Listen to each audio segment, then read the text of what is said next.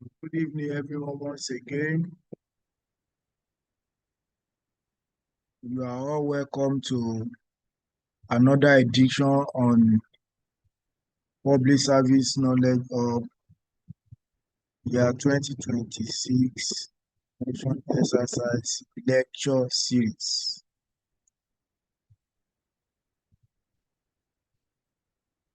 I'm your regular host, Jamiu Onosanya, the convener of Public Service Knowledge Hub.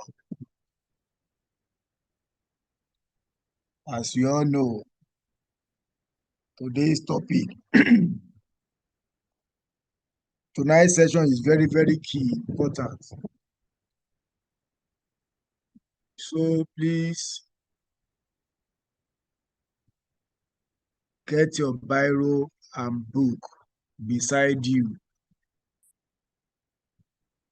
Ask question. It's going to be interactive session. Tonight you are going to know what you know, but you might need clarification on. Like I said,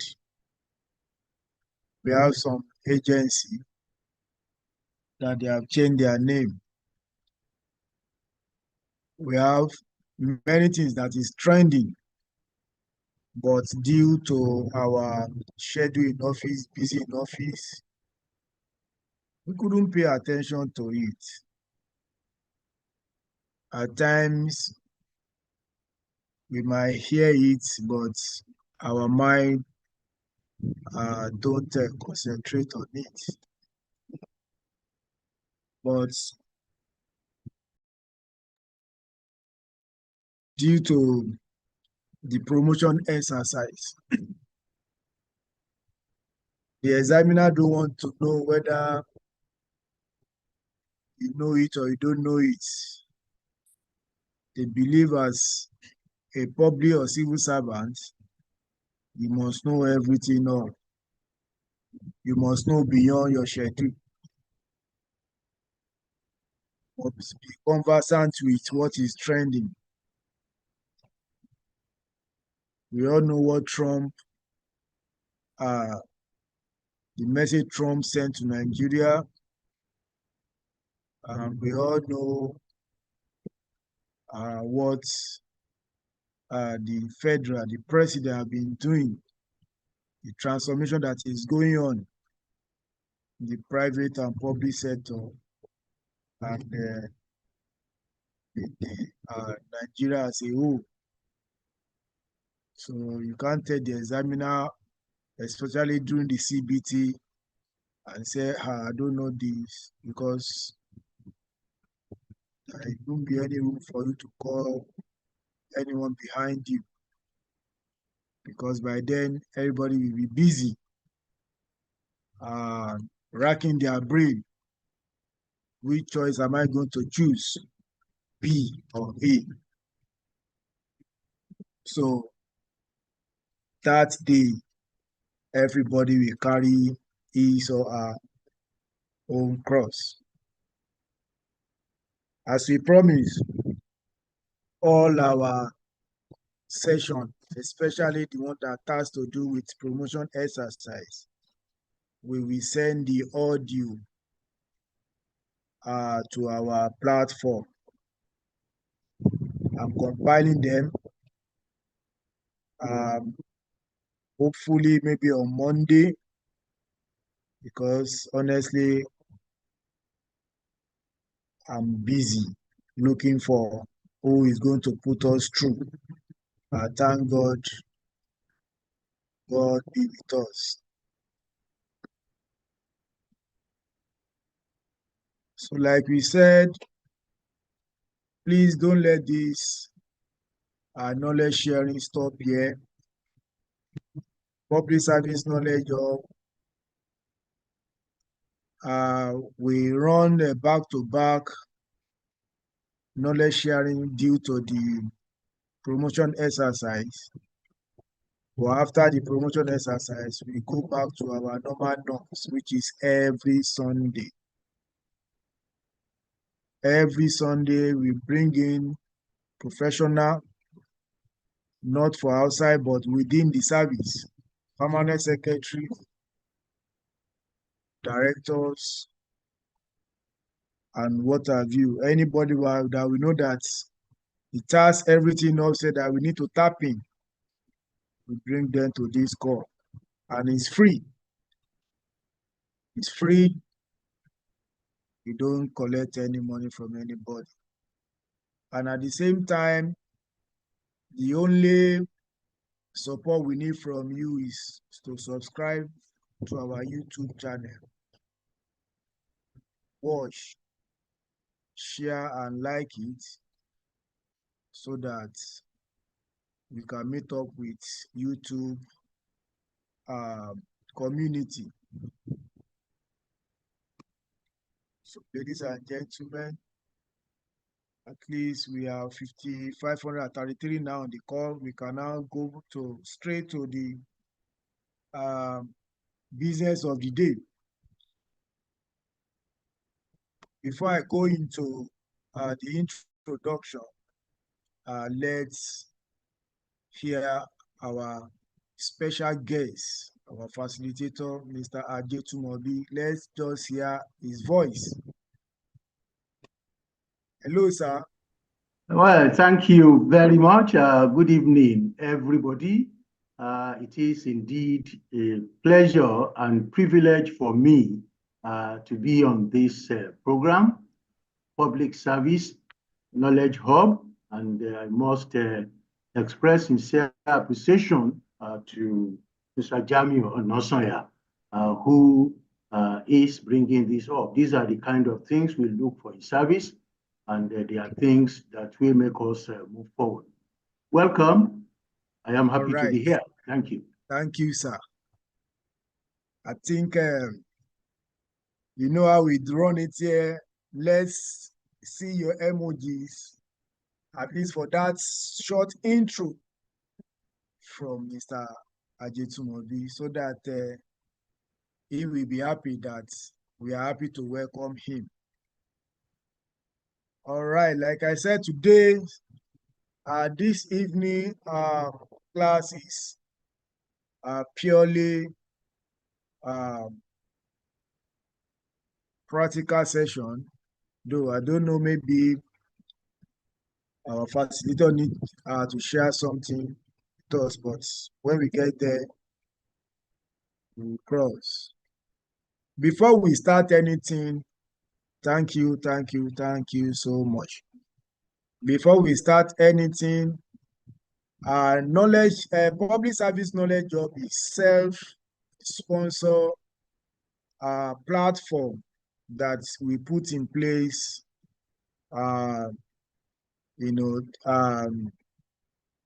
to impart knowledge into all civil servants. It's knowledge sharing mentorship program.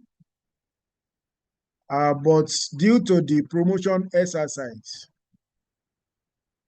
the Association of Senior Civil Servants of Nigeria Lagos State Chapter came into our aid and sponsored this program, because normal, our own capacity here on this call is just 300. But with the aid of the Association of Senior Civil Servants and with the mission and vision that all public servants must get to the next level.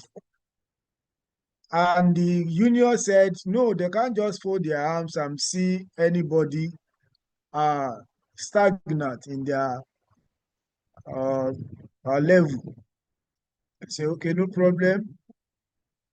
What do you think we can do? I said, the only thing we can do is to expand the capacity. They say, okay, no problem. They volunteer to expand the capacity to 1,000. Before, if you're a regular participant on this call, you know that immediately you get to maximum 500, the call will start log you out. So before we start anything, I will call on the chairman of the union Mr. Olusegun Balogun to address us and give us uh, a talk. Mr. Balogun, Yeah, are you with us, sir? yeah. Thank you very much. Good evening, everyone. Let me also use this opportunity to thank and welcome our facilitator, Mr. Ajetumobi. I know he's an educator, and I know he's going to do justice to this program tonight. And I also want to also appreciate our coordinator, that's for also putting this together, and also to our participants. And I've been saying it. Um, we need to be calm and let's just have a focus that we're already getting to the next level. And this exercise is not to wish out anybody. It is to improve our capacity as a public servant, and as also to also for a better service delivery to entire citizen of Lagos State and the residents. And that is the essence of what we're doing now. So don't look at it as if it's a promotion exercise. I mean, this is an examination exercise or whatever, or probably to, we shot anybody. It is for our own benefit and for a better service delivery to residents and citizens of Lagos State. On this note, I want to appreciate everyone, and I want to wish you a successful examination come next week. And congratulations in advance. Thank you very much. Let me see your emojis. Congratulations in advance. The word of courage. Thank you so much, our union leader, and thank you to all the ESCO. Once again, I'll greet every one of you. Thank you for your commitment. On behalf of the Public Service Knowledge Hub and in collaboration with the Association of Senior Civil Servants of Nigeria Lagos Chapter, I warmly welcome everyone to today's tutorial session under the 2026 promotion preparation series. Tonight's topic is an extremely important one: general knowledge and current affairs for public servants. As we all know, general knowledge forms a significant part of both CBT and the written assessment, even the oral for the Lagos State promotion exercise. It tests how much officers understand their environment, government policies, institutions, and global happenings. Mystery of this area gives you a strong competitive advantage during the examination. We are honored to have a highly experienced professional leading today's lecture, Mr. Taofeek Oladiran Ajetumobi, Director Public Affairs, retired Director Public Affairs, PSSDs, an accomplished communicator, public policy trainer, media strategist, and an authority in general knowledge for public servants. He has trained countless officers across MDs, and his sessions are always practical, engaging, and eye-opening. Distinguished ladies and gentlemen, with your emojis, please join me in welcoming our distinguished facilitator, Mr. Taofeek Ajetumobi. You have the floor, sir.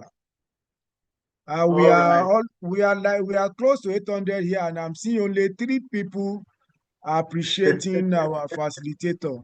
Why? Let's appreciate it in any kind of way. Yeah. Let's appreciate it.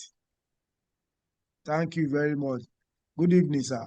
Welcome again. Let me just tell you, everybody, that Mr. Ajetumobi honor us. In fact, I don't expect it because the notice is very short, and he said, okay, no problem, I'm going to take it. Thank you for honoring us, sir. Thank you so much. I I don't take it for granted, sir. You have the floor, sir. Well, thank you very much. Good evening once again. Uh, I can still call you colleagues because once an officer of the public service, like they say in the military, always an officer. Uh, this evening's class is knowledge sharing. I have come here to facilitate and excite discussions. I have not actually come here to teach anybody anything. We all are going to work together and to get to some situations, some destinations. Unfortunately, I will not be sharing any slide, but as much as possible, I like you all to pay attention, take your notes. But I must say something before we start that it's impossible for us because the scheme of work for general knowledge is so wide. Even if we have a 5-hour session and we begin to turn and turn and turn and open all of these things, we may still continue to have discussions. But what we are going to do is that we are going to take it thematically. We will be focusing directly, first and foremost, about Lagos State. And the way it's going to happen is going to be in some historical perspectives, but within the concept of history, we will also be putting some points that could come in a general knowledge paper. We will be putting it across. And so if you are ready, I am ready, and we are going to start by looking at Lagos. Because of the way this session is, my style is always to ask people to respond to certain questions that I ask. But this call is 806, as I have it here. And by the time we throw anything open, it may take quite a long time for us to get to the end of that. But if I will need you to put anything on the chat, I'll also let you know. Now, it's important for us to begin to talk about Lagos. It's important for us to begin to look at it from the perspective of Nigeria. Nigeria, our country, became independent. We have forgotten all of the other part of it, the colonial and pre-colonial times. That one will take us too far deep into the past. But if we need anyone to ask questions on that, if it's within our call, we will respond to it. If there is anything we cannot respond to here and now, you can be sure that if we cannot provide answers, and if the class itself is unable to provide answers, then we will get back to you on all of that. Like I said earlier, the syllabus for general knowledge is general. It is so wide that we are going to narrow down. So Nigeria became independent on 1st October 1960. There is nobody here that shouldn't know that. At the time of independence, there were 3 regions: the northern region, the eastern region, and the western region. On 1st of October 1963, Nigeria became a republic. The meaning of republican status, I am sure everybody here knows, And it's basically that at independence, the Queen, as she was then, the Queen of England, was still the head of state of Nigeria. The Supreme Council, the Supreme Court of Nigeria at that time was the Privy Council in London. So we still like tied to the apron strings of the United Kingdom, or Great Britain, as they used to call themselves at that time.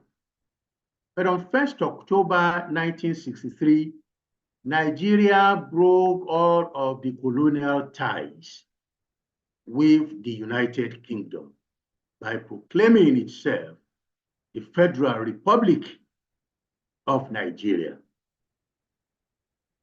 At that time, Nigeria's first republic started.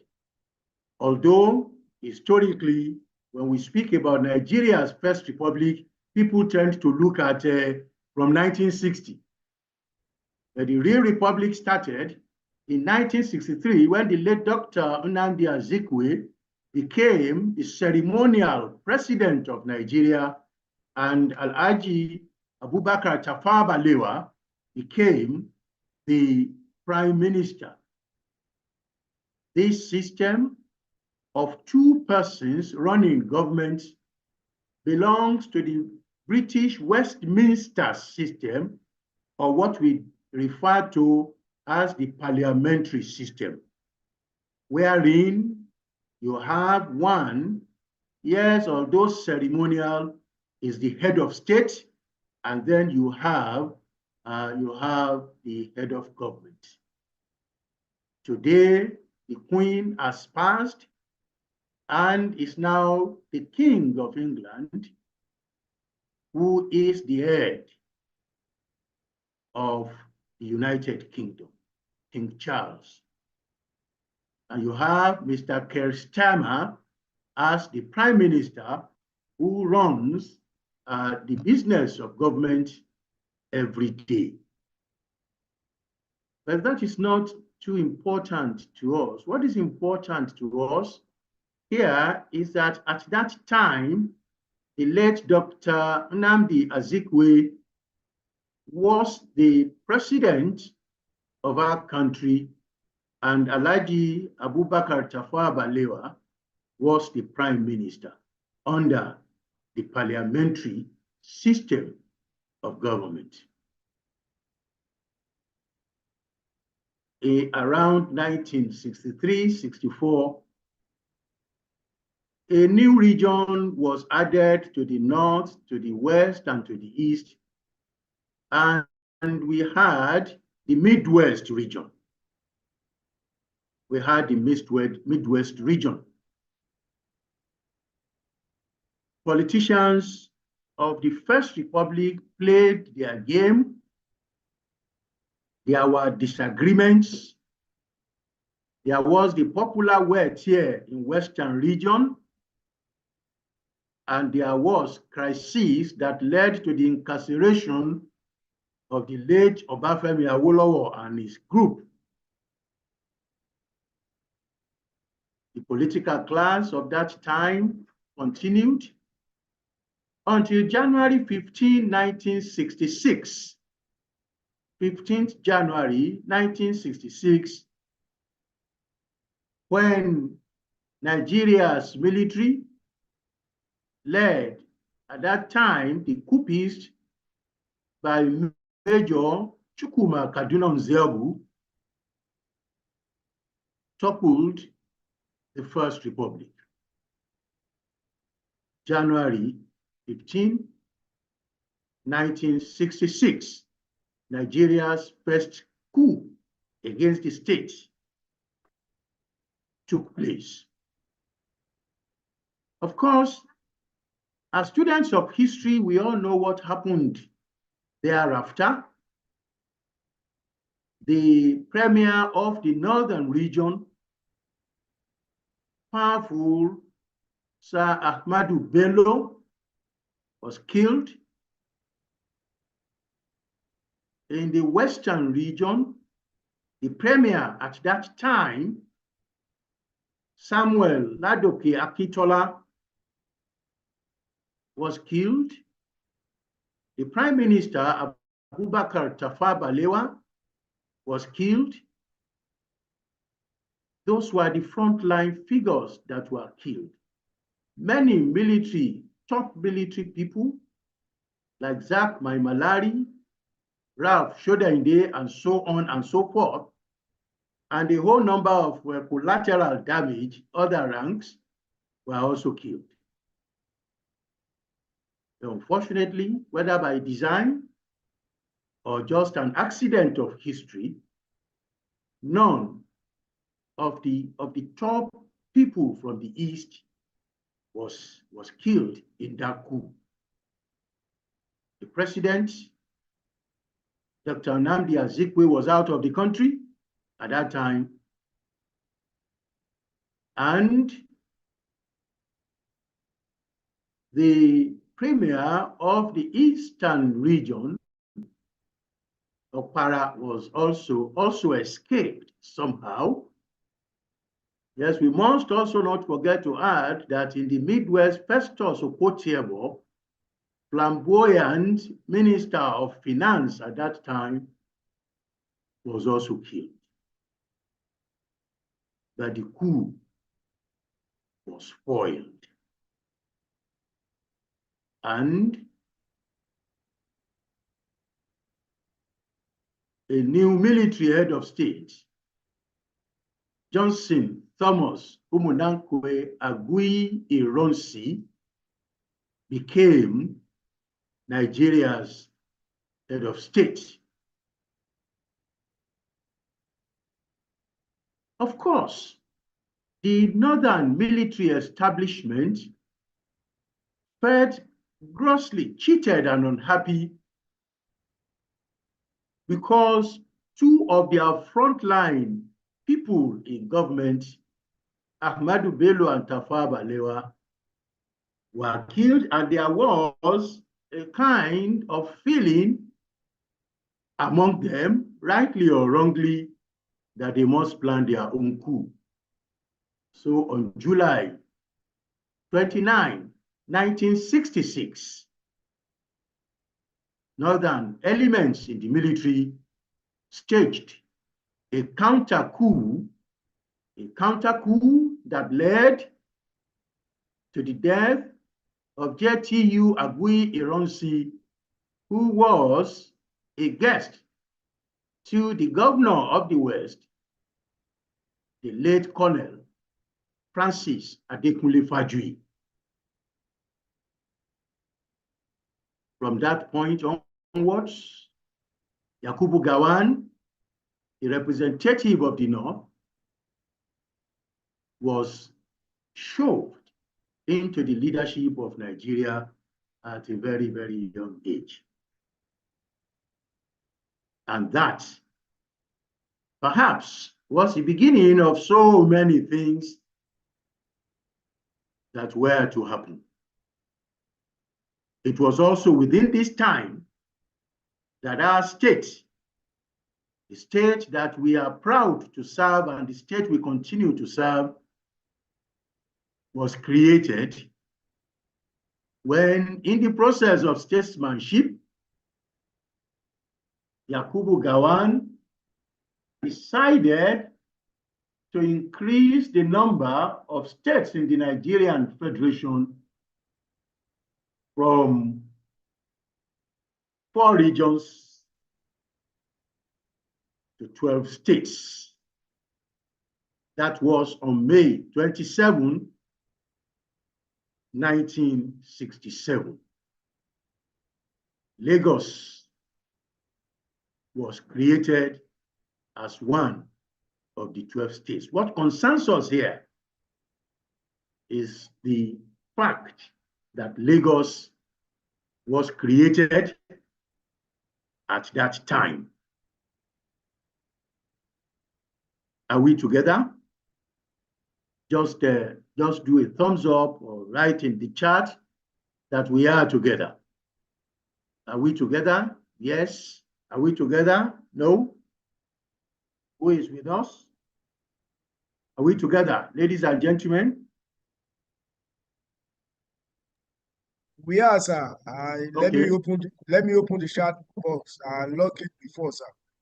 Oh, okay, okay. Thank you very much. Okay. That's why they are using their emojis. Yes, I have seen the emojis, so that means we are Yes, working sir. together. Somebody is Yes, sir. raising hand. Is that deliberate or is just a sign of that we are together? I No saw a sign raise of of we are hand. together. Okay, it's a We sign can't that take any hand. We can't take any hand now. So we are together, we sir. can't take. All right. Thank you very much. Okay, so Lagos became created at that time, and that is the time that the history of the state that we work for and the one that our career has been made in was created. From this point onwards, ladies and gentlemen, we will be talking about Nigeria on the side, where we will be focusing more on Lagos State. Of course, for Lagos, young man Mobolaji Johnson was invited. Mobolaji Olufunso Johnson was major. After, he was promoted to lieutenant colonel, and he retired as a brigadier general. But it is on record that Mobolaji Johnson was the first military administrator of our state. Today, we have had, including Mr. Babajide Sanwo-Olu, a total of 15 chief executives running this state.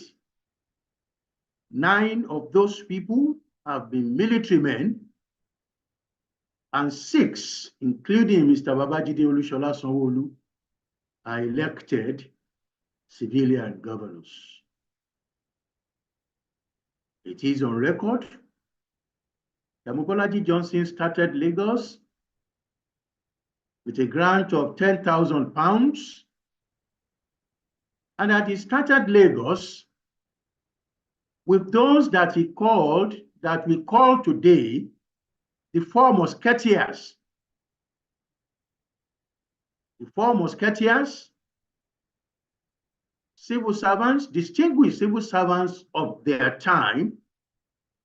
The late Papa Housing Right, the late FCO Koka, the late Adeyemi Bero, and the late Alhaji Agoro were 4 gentlemen who initially started Lagos with the military administrator before he appointed commissioners. And then we had the light of the late Adeniro Ogunsoya, the late IS Adewale, the boy is good. We had the Reverend Akin Adeshola, and a host of others who started the 7 ministries that Lagos State started with.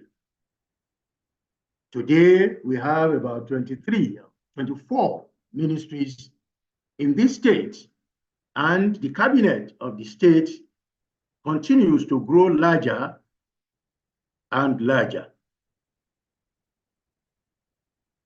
Mobolaji Johnson was here from 1967 to 1975. Of course, we know what happened around June, July 1975. There was another coup which toppled Yakubu Gowon and brought in the late Murtala Ramat Mohammed as Nigeria's head of state. That administration appointed the late Commander Shamsuddin Adekunle Lawal as the replacement of Mobolaji Johnson as military administrator of Lagos State.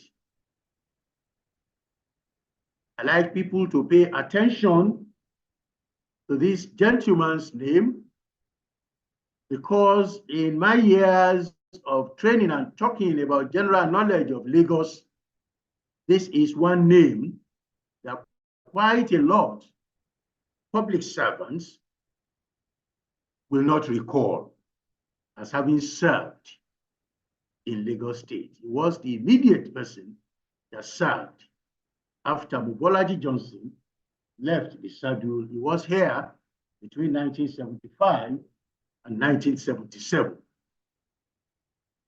He was followed by Commodore Ndubuisi Kanu. He was followed by Commodore Ibitu Ukiwe. Ibitu Ukiwe was here from 1978 to 1979. Ladies and gentlemen, you know as well as I do that 1979 was a landmark in Nigeria.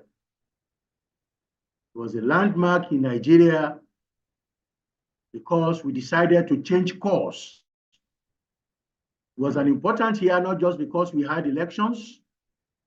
It was an important year, not just that it was the era of the Second Republic of Nigeria, but it became important because we moved away from the parliamentary system. We moved to the executive presidential system. That is why today we call the president of Nigeria president and commander-in-chief. The presidential system is an American system in which the head of state is also the head of government. If you recall, we stated that under the parliamentary system, the powers of states are shared between two persons, a ceremonial president and a prime minister.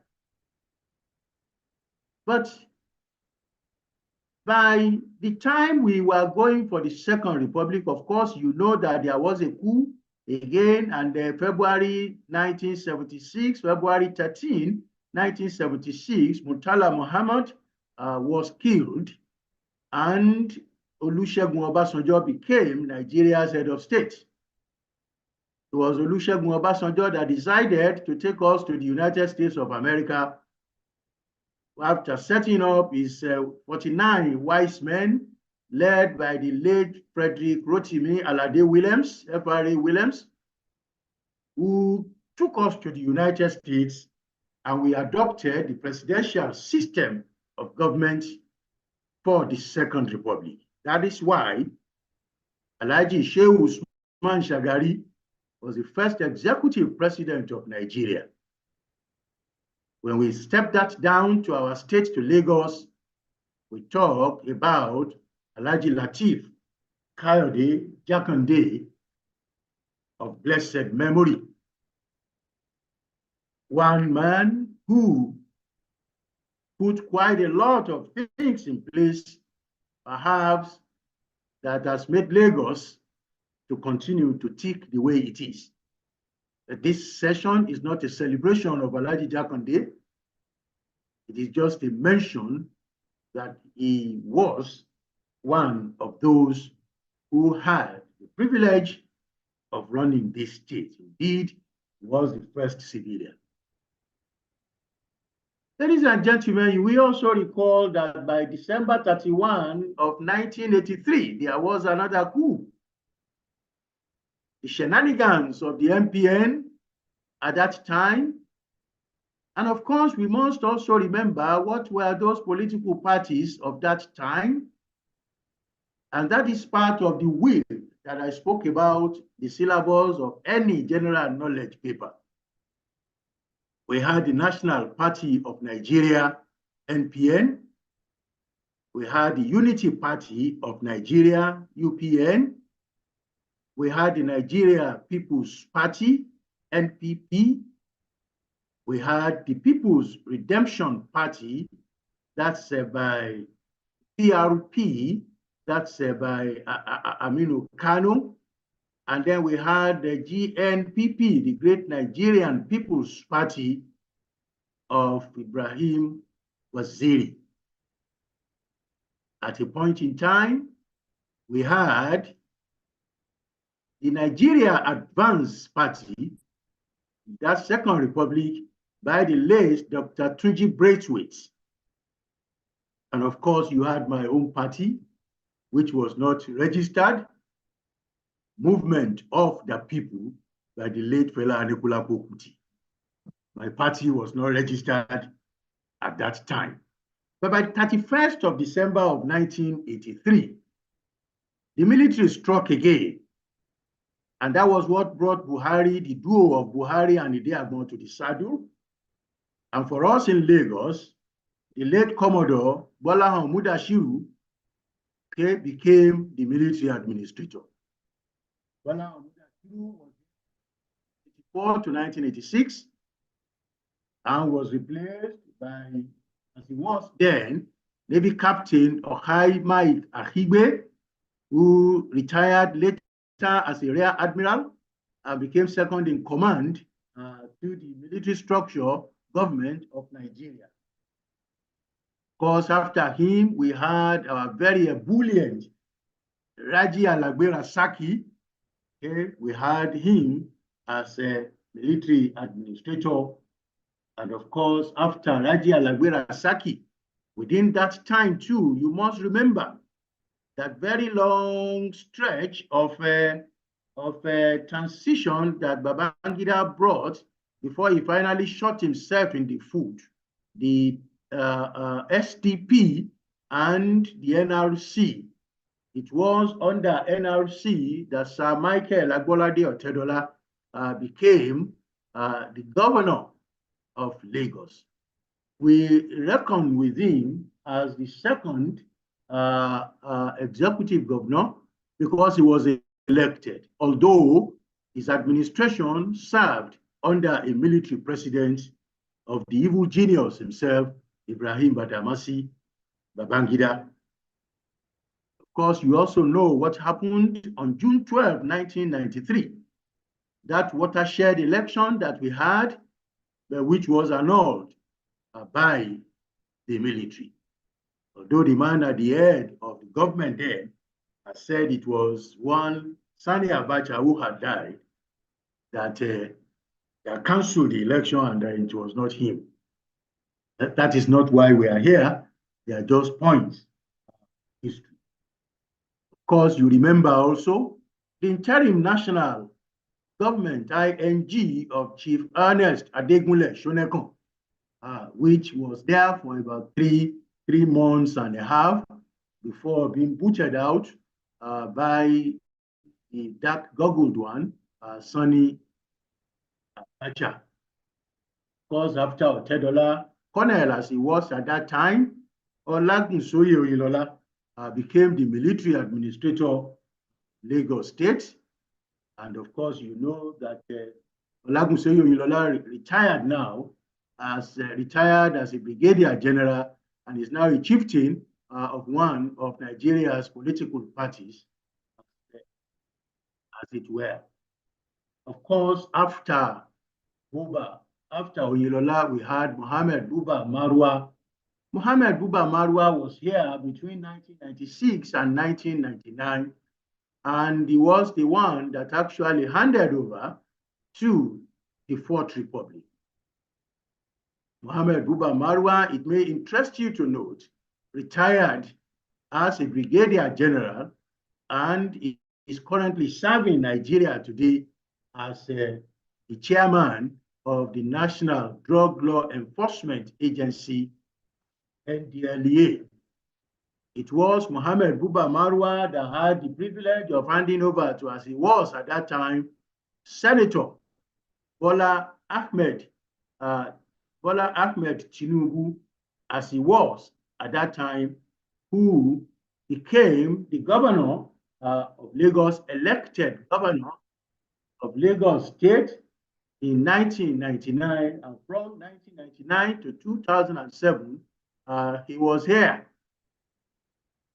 And he laid quite some foundation It was his administration that brought about the Lagos Economic Advancement Program, which we call LEAP. The Lagos Economic Advancement Program was the program that was responsible for a very popular Eyigbeti Summit. Eyigbeti Summit, you must recall, biennial event, because it happens every 2 years, biennial event where the Lagos state government meets with its critical stakeholders to talk about development of the state.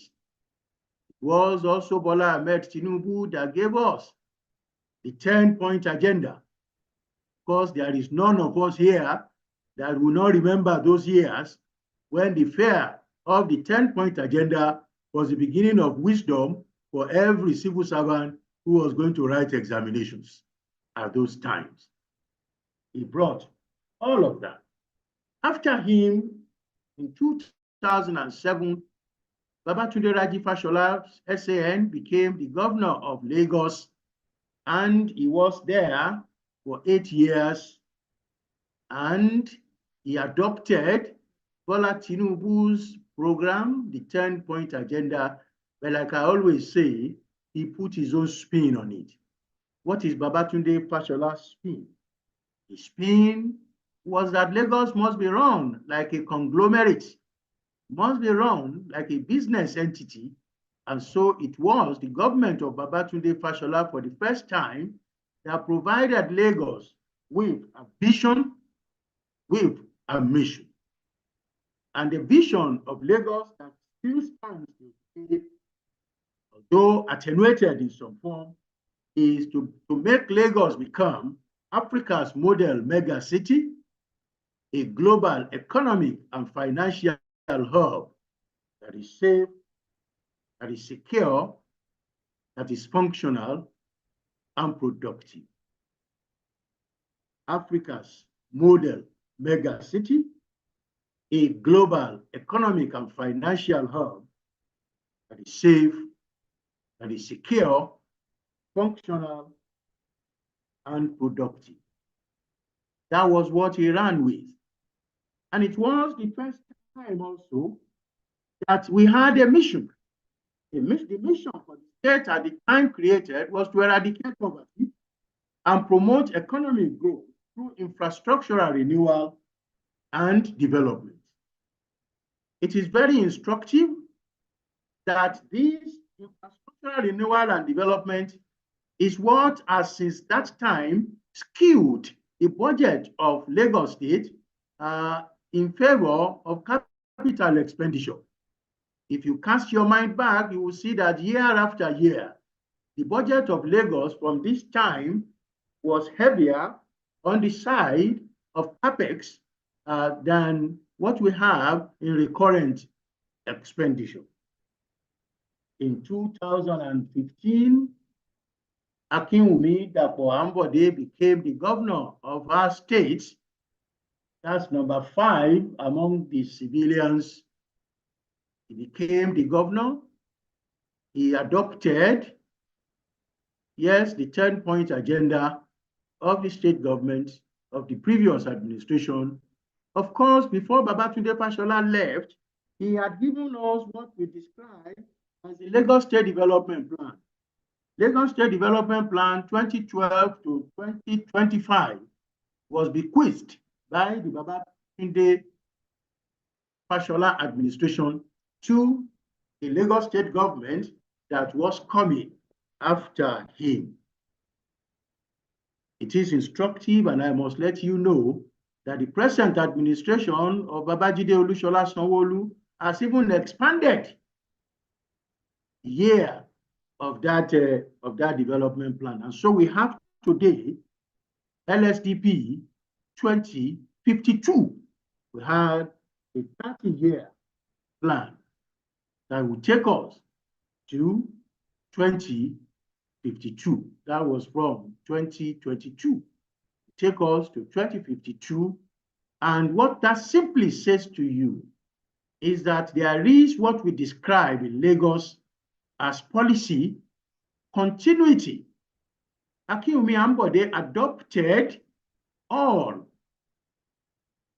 of the programs of the previous administration. Indeed, in his very first statement, he spoke about that his administration has adopted the Lagos State Development Plan 2012 to 2025. But again, he put his own spin on it. He was unable to secure a second term, as I always like to say, not because he failed as a governor, but of course, we all know the history behind that.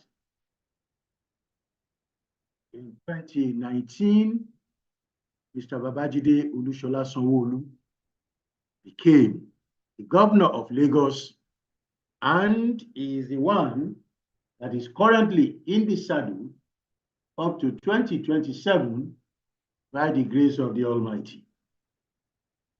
At his first coming, he was what he called the themes agenda. The themes agenda. And in 2023, when he was re-elected, he gave us the themes plus agenda. I do not want to believe that there is anybody here who does not know what the themes agenda, that is the various legs, are about. But for some clarity, T is for traffic management and transportation. H is for health and environment. The first E is for education and technology. The M is for making Lagos a 21st century economy. The other E is entertainment and tourism. And the S is for security and governance. That is themes. The plus has brought about social inclusion, gender equality, and youth integration. Ladies and gentlemen, it will be in your personal interest, indeed enlightened self-interest, for you to find out at least one or two achievements of the Lagos State government in all of these areas. The achievements of government are very well documented on the state government's website and other various materials of public enlightenment and consumption that the Lagos State government brings out.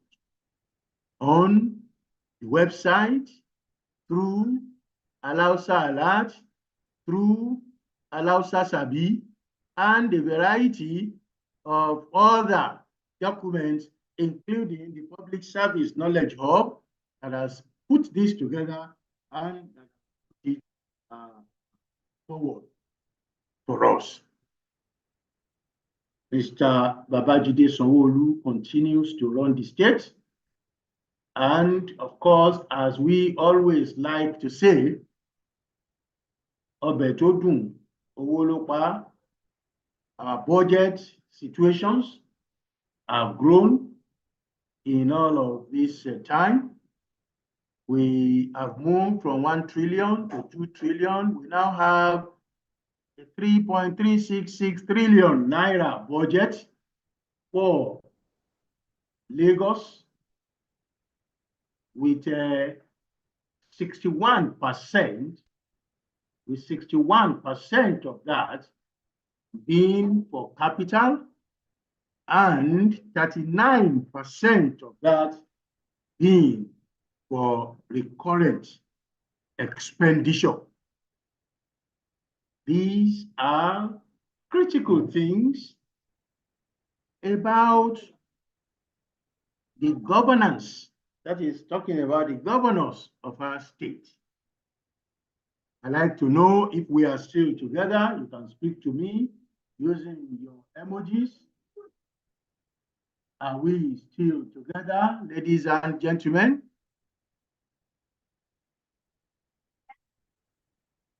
Are we not together? Okay, thank you, Taiwo, Father Hero. Thank you, Babatola Yetunde. Those are the ones I am seeing now. Only two. There are quite a lot of people here. Okay, Ogunbora and Lillian. Thank you very much. I can see all of that. Thank you. Okay, Awoleye, thank you. Okay, Adeola Sanwo, thank you. I can see. Okay, now it's raining torrents here. Okay, thank you very much. I just like to know, that we are together. When you are telling stories, the possibility of people getting carried away by the stories is always there.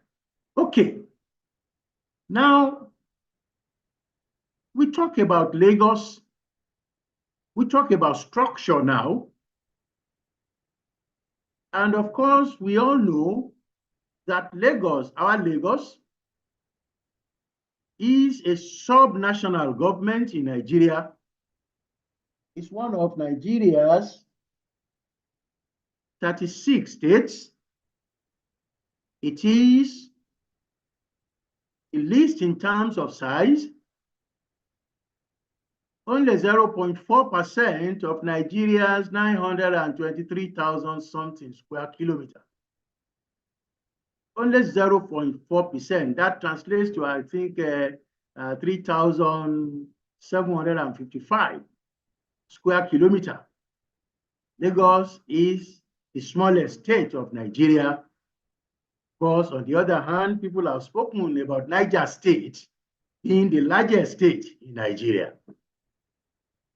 But as public servants of Lagos, from the time we conducted the 2006 household enumeration survey, we say Lagos has the highest number of persons in Nigeria, is irrespective of what the then National Population Commission made Lagos as number 2 at that time. And why is Lagos saying that? Lagos challenged the figures in court. I'm sure everybody here will know that. Lagos challenged the figures in court, and the courts appear to agree with Lagos that it cannot be just 9.0 something million people. That it was more than that. Lagos canvassed an 18 million person figure, although the court did not agree with that. But the court never agreed that Lagos was a paltry 9 million. Particularly, even after 6 years after the United Nations had named Lagos as one of the mega cities in Africa.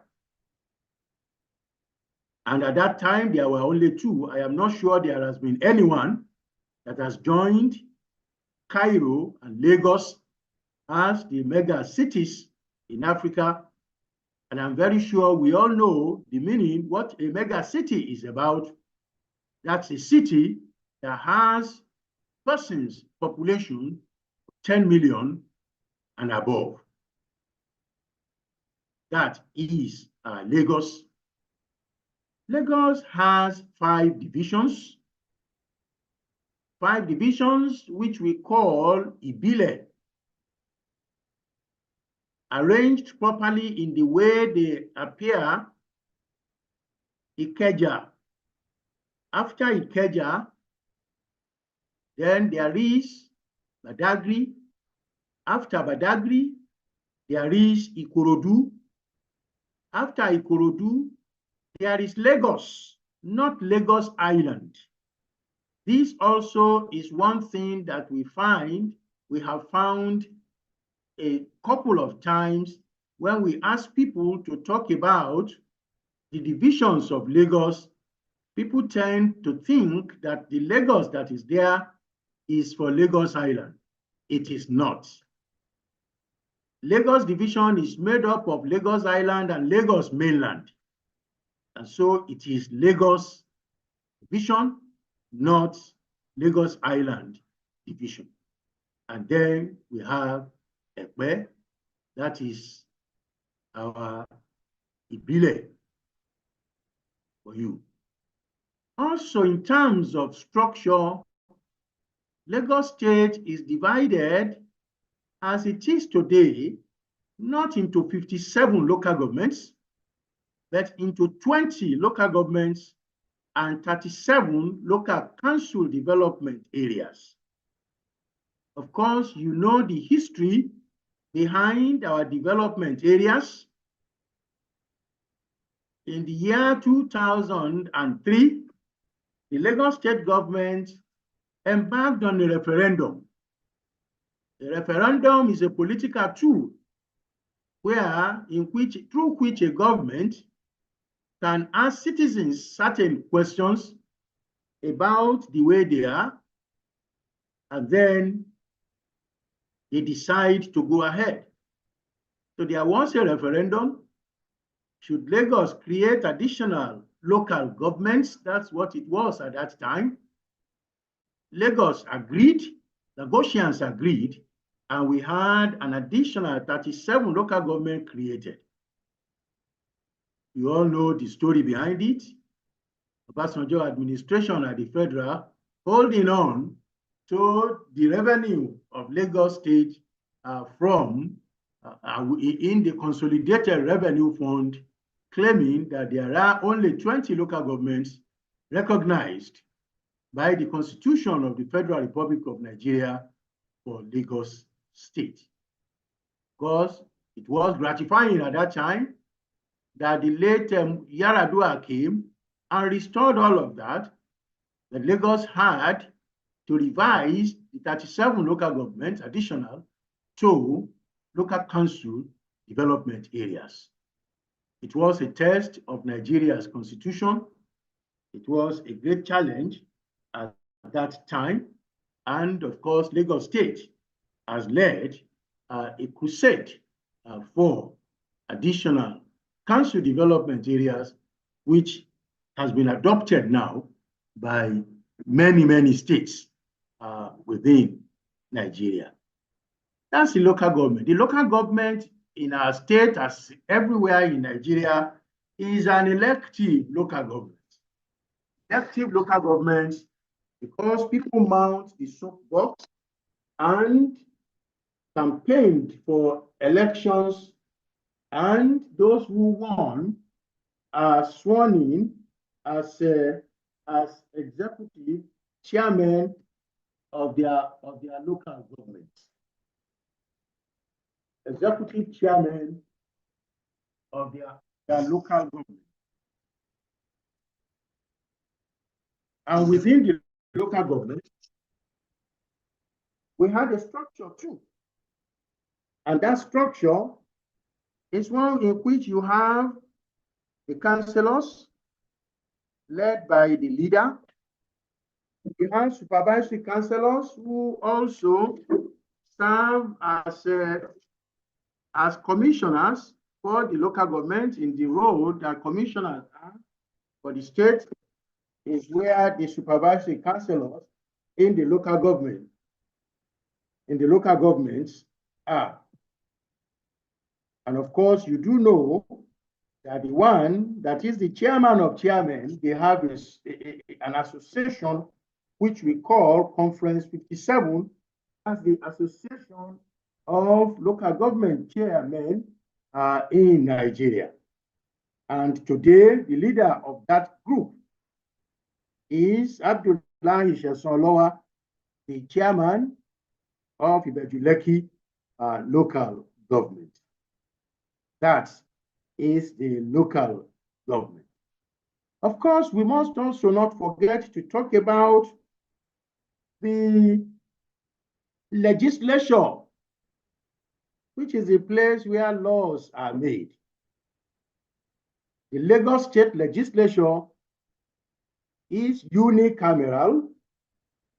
Unicameral meaning that it has only one chamber, and that one chamber has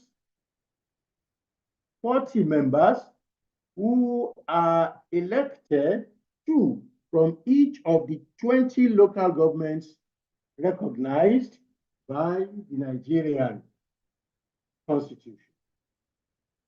The current legislation in Lagos is the 10th legislature, and it is led today by Right Honorable Mudashiru Obasa as the Speaker.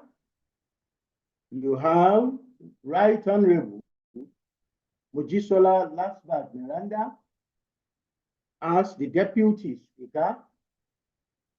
You have Honorable Nohim Babatunde Adams as the Majority Leader. You have Honorable Mojib Patai as the Chief Whip. You have Honorable Adedamola Richard Asumu as the Deputy Majority Leader. And of course, you have Honorable Engineer Setonji David as the Deputy Chief Whip. When we spoke about one chamber, that is what happens in all of the states. At the federal level, there are two chambers. There is the red chamber and there is the green chamber. The red chamber is the Senate and the green chamber is the House of Reps.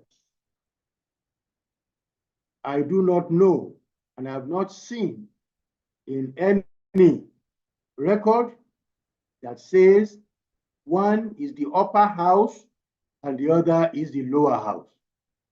What I know and what is in record is that there is the Senate and there is the House of Representatives.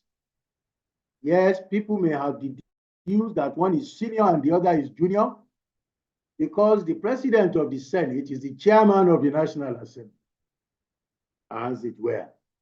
And of course, I don't think anyone will be on this call who does not know who the president of the Senate is, or who does not know who the Speaker of the House of Representatives of the Federal Republic of Nigeria is. That is the legislation. We now talk about the third arm of the administrative structure of Lagos, which is the judiciary. Judiciary interprets the law. The judiciary settles disputes. The judiciary also adjudicates in cases. All of these are elementary government topics, but that is the structure in Lagos. You have heading the Lagos State Judiciary, the Chief Judge. The Chief Judge is the 17th Chief Judge of Lagos, Justice Kazeem Olanrewaju Aluba. He is the leader of the judiciary in Lagos. He is the Chief Judge, not the Chief Justice. There is only one Chief Justice in Nigeria, and that is the CJN, Honorable Justice Kudirat Kekereekun. And so in Lagos, we have a Chief Judge, as we have in other states, but of course, he is addressed as Honorable Justice Kazeem Olanrewaju Aluba. In terms of the hierarchy of courts in Lagos, you have the customary, you have the magistrate, and you have the high courts. That is the peak of any court in any state of the Federation. By the time you move on to the appellate courts, that is the Court of Appeal and the Supreme Court, you are in the jurisdiction of the federal government of Nigeria. We have taken the summary of the structure. A critical element of that structure also is the one that makes things happen where all of you belong. That is the public service. The public service is the administrative engine room of any government. The public service of Lagos, the most vibrant public service in Nigeria serves this purpose. We call the public service the purveyor of public policy, and we say that the public service combines a host of professional and sub-professional cadres, some called civil servants, some called generally public servants, people who are employed by the Civil Service Commission are the civil servants, people employed by parastatal organizations and so on are described as public servants. We also have within that a mix of political people, elected people, as well as appointed people. Of course, we have in Lagos a variety of commissions, all deriving their powers, as it were, although independent to some extent of the Civil Service Commission. We have the Civil Service Commission, we have the Local Government Service Commission, there is the Judicial Service Commission, there is the Health Service Commission, there is the Audit Service Commission, there is the Legislative Service Commission, there is the Teaching Service Commission, there are tertiary institutions, there are ministries, departments, and agencies, and of course, we have parastatal organizations, businesses of government, and technical departments are all the state. All of them initiating actions, acting on directives, processing information, implementing activities of government, carrying out monitoring and evaluation, and of course, reporting. That is the structure of Lagos State. Are we still together, ladies and gentlemen? Let me see your emojis. Let me see your emojis. Thank you very much. Okay. Akinto 2. Okay, thank you. Okay, Shegun Balogun, that's the chairman, Senior Civil Servant Association of Nigeria. Thank you, my brother. Of course, Gumbore Lillian, Oyekomi Bameke, Awoleye Oluwatosin, you all are appreciated. Taiwo Fadairo, you all are appreciated. Of course, when we move out of Lagos, we have spoken about Nigeria also. I remember the convener speaking about Donald Trump and the country of particular concern that is hanging now on the neck of our country. Of course, you should be able to respond that if you have any question. Is Trump coming to overrule Nigeria? Trump is not coming to overrule Nigeria. Rather, Trump has given us a wake-up call for government to rise up to the occasion and fight its war, as it were. Goes going on international politics and statesmanship and governance. You have the United Nations Secretary General as the #1 civil servant, if you like, of the world. That's his name, Antonio Guterres. Antonio Guterres is the Secretary General of the United Nations. Antonio is spelled Antonio. Guterres, Gutters. Because with that name, I think it's a French name, then you do not pronounce that S.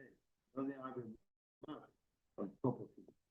Mr. Antonio Guterres is the Secretary General, Chief Administrator of the United Nations.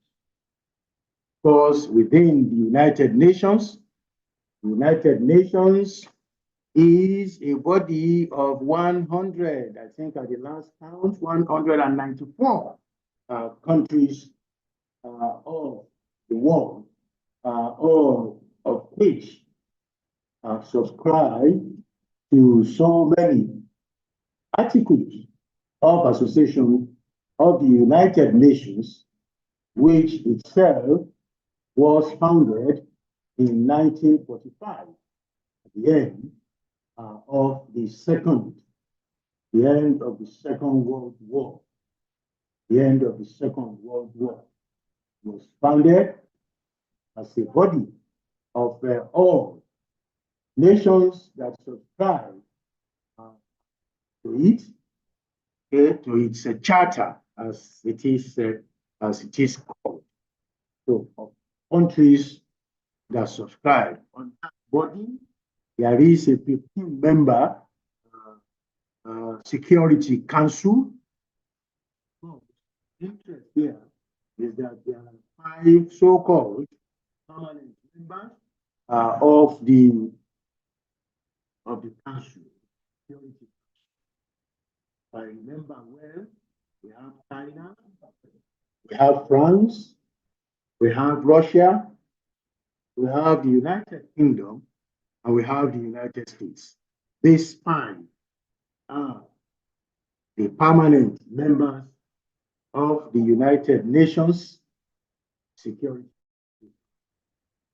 In Africa, we have the African Union, established as the Organization of African Unity, and right now it has African countries. There are some that withdrew from the African Union as it came to be called. Currently, you have as the chairman, the president of Angola. President of Angola is the African Union chairman. His name is Joao Lourenço. J-O-A-O. That's for Joao. That's Portuguese heritage name. Lourenço is L-O-U-R-E-N-C-O. That's the chairman of the African Union Congress of heads of state. Okay, and all of these are things that I think we need to put behind at the forefront of our minds as we approach. The African Union is a 55-member country, and yes, it was created in 1963.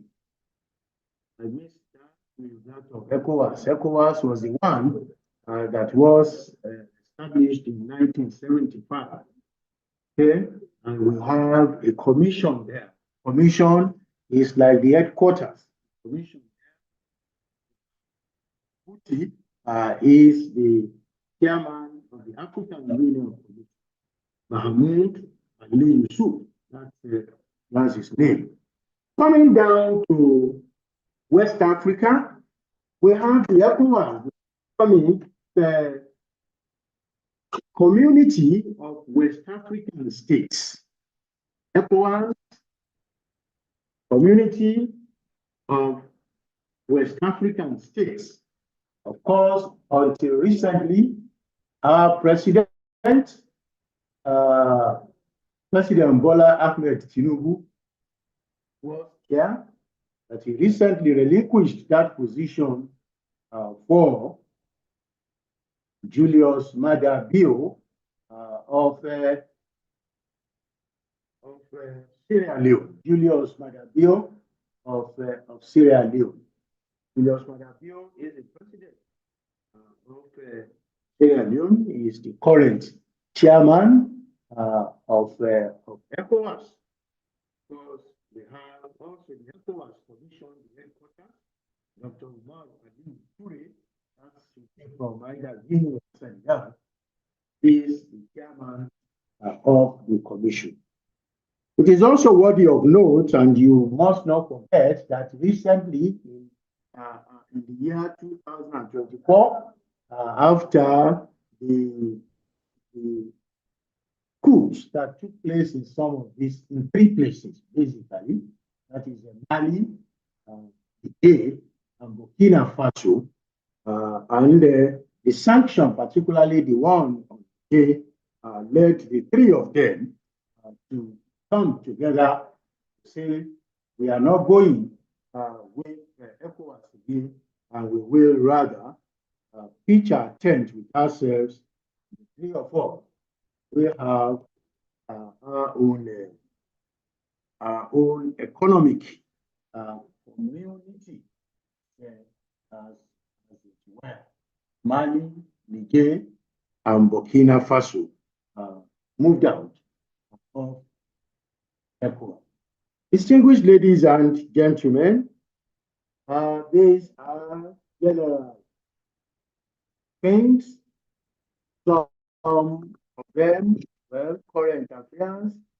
You must put current affairs. You must remember that Nigeria yesterday defeated Gabon by 4 goals to 1. There are examiners who may be sports people who will ask that kind of question. And you must, like it or not, you must watch the match on Sunday between Nigeria and Congo. But if you watched the matches yesterday, you will also know that Congo defeated Cameroon by 1 goal. Okay? But Nigeria defeated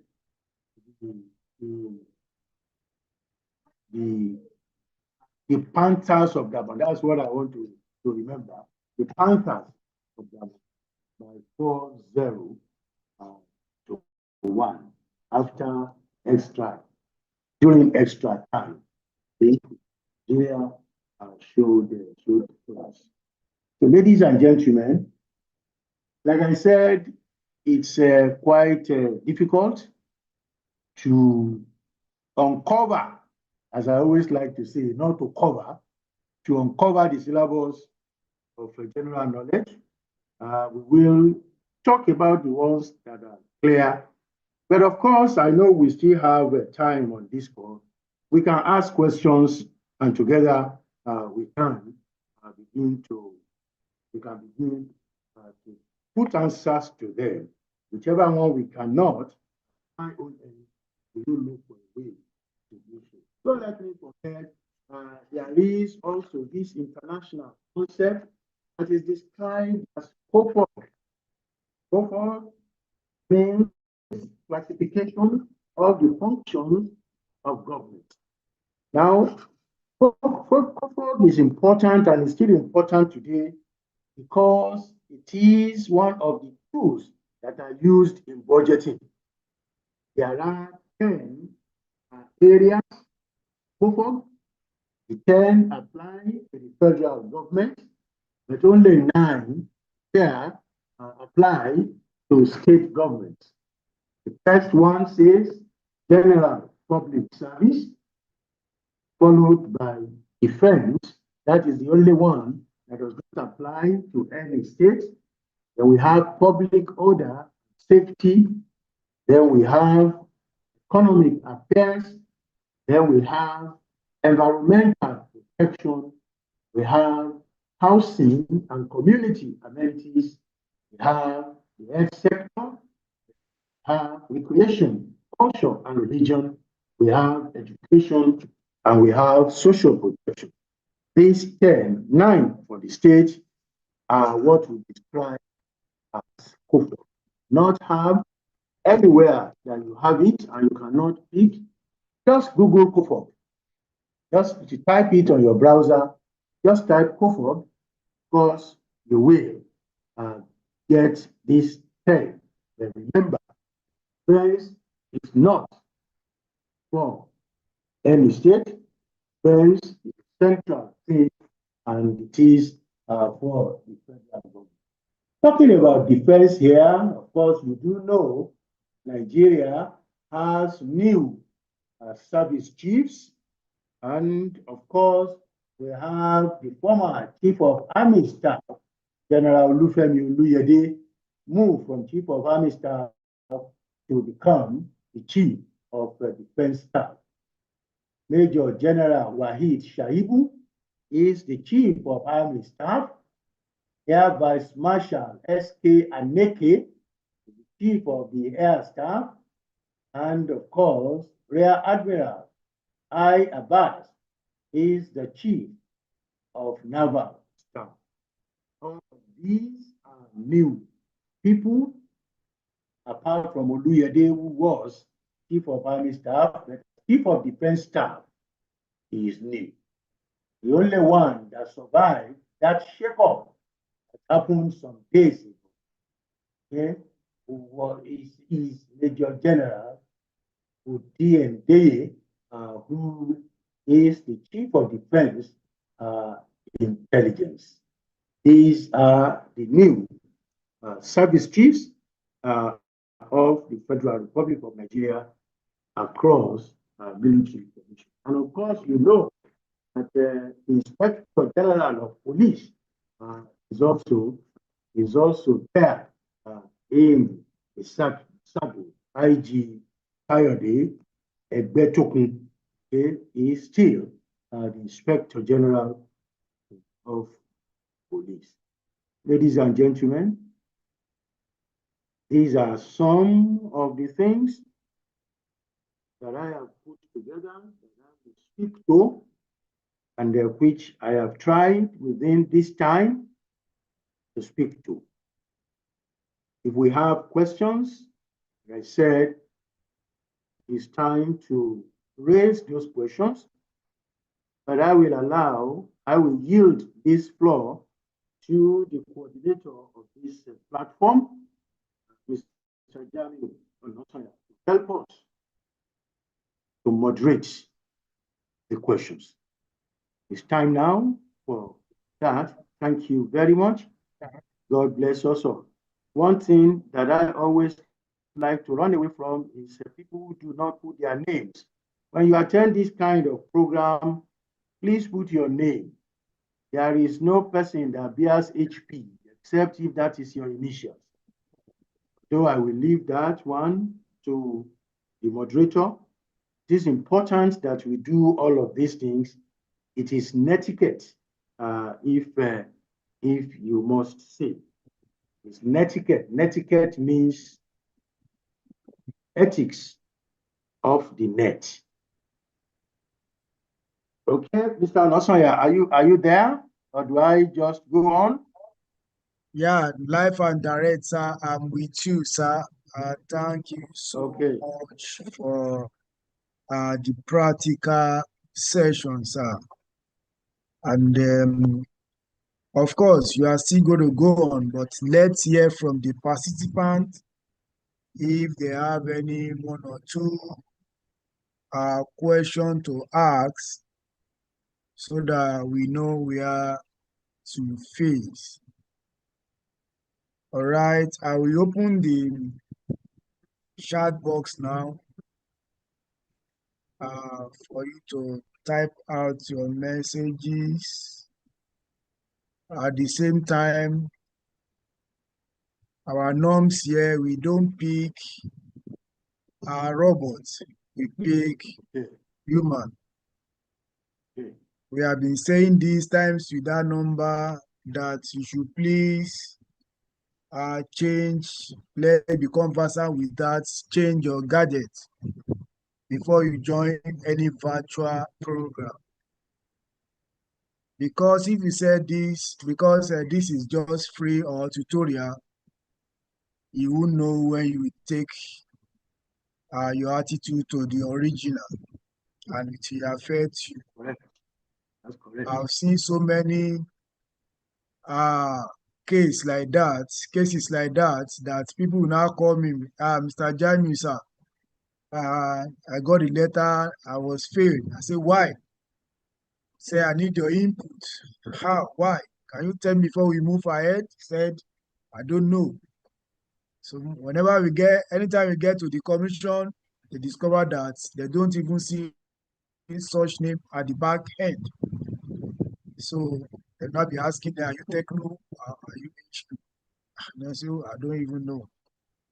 So this attitude have caused many people damage.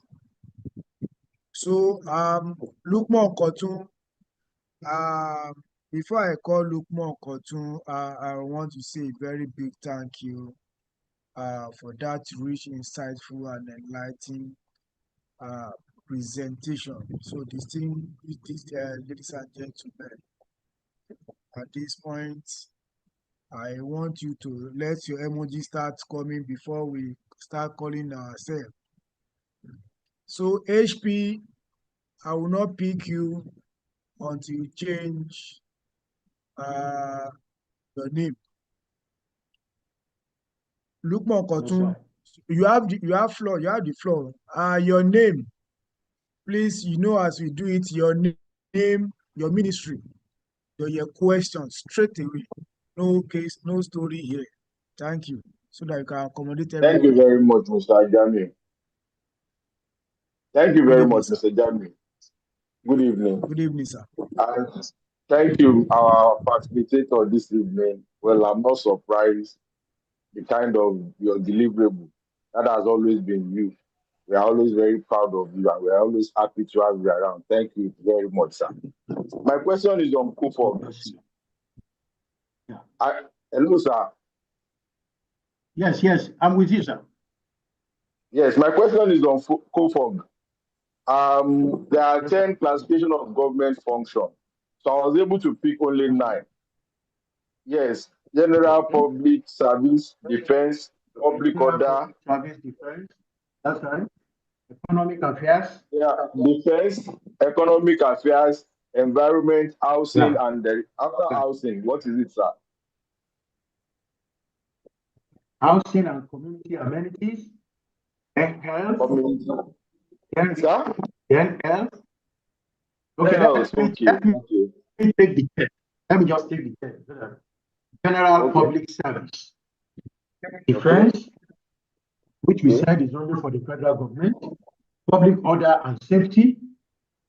Economic affairs.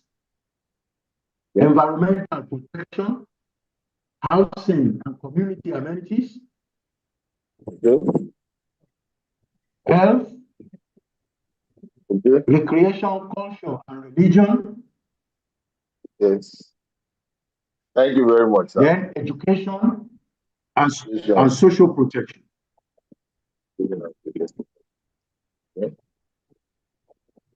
Okay. Thank you, sir. All right.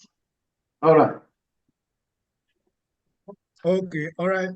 Thank you so much, Mr. Kotun.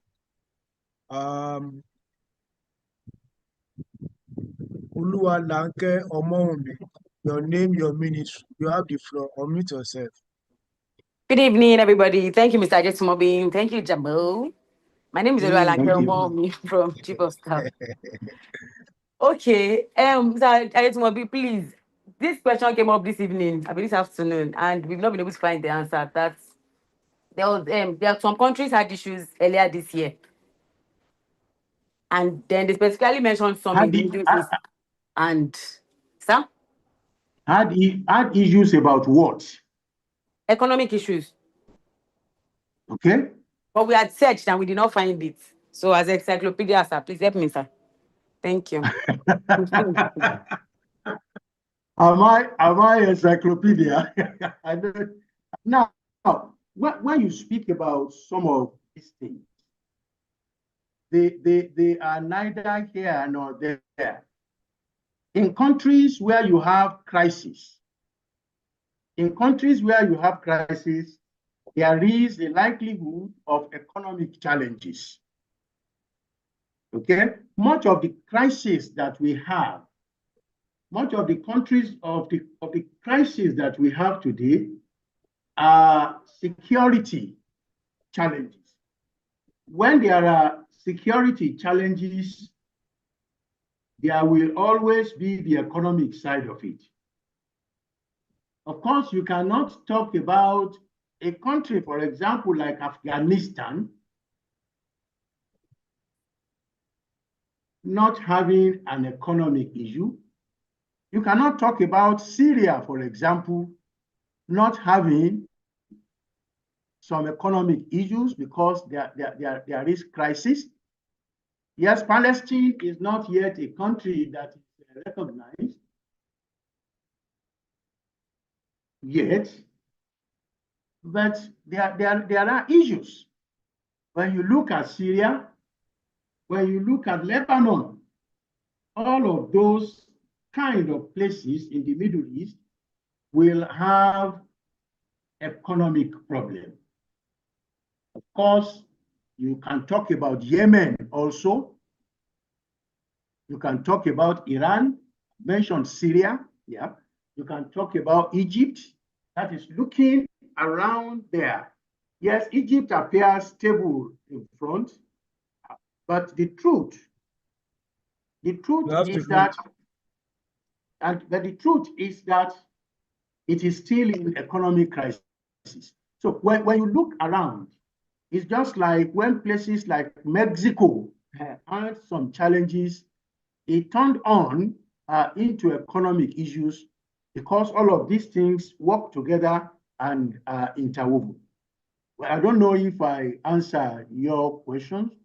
But, yes, thank you very much, sir. We're thinking Syria and Iran, but we were not substantive enough. But now it's clear. Thank you, sir. Oh, okay, thank you. All right. Okay. All right. Ajibola Bello, you have the floor, ma. Your name, your ministry.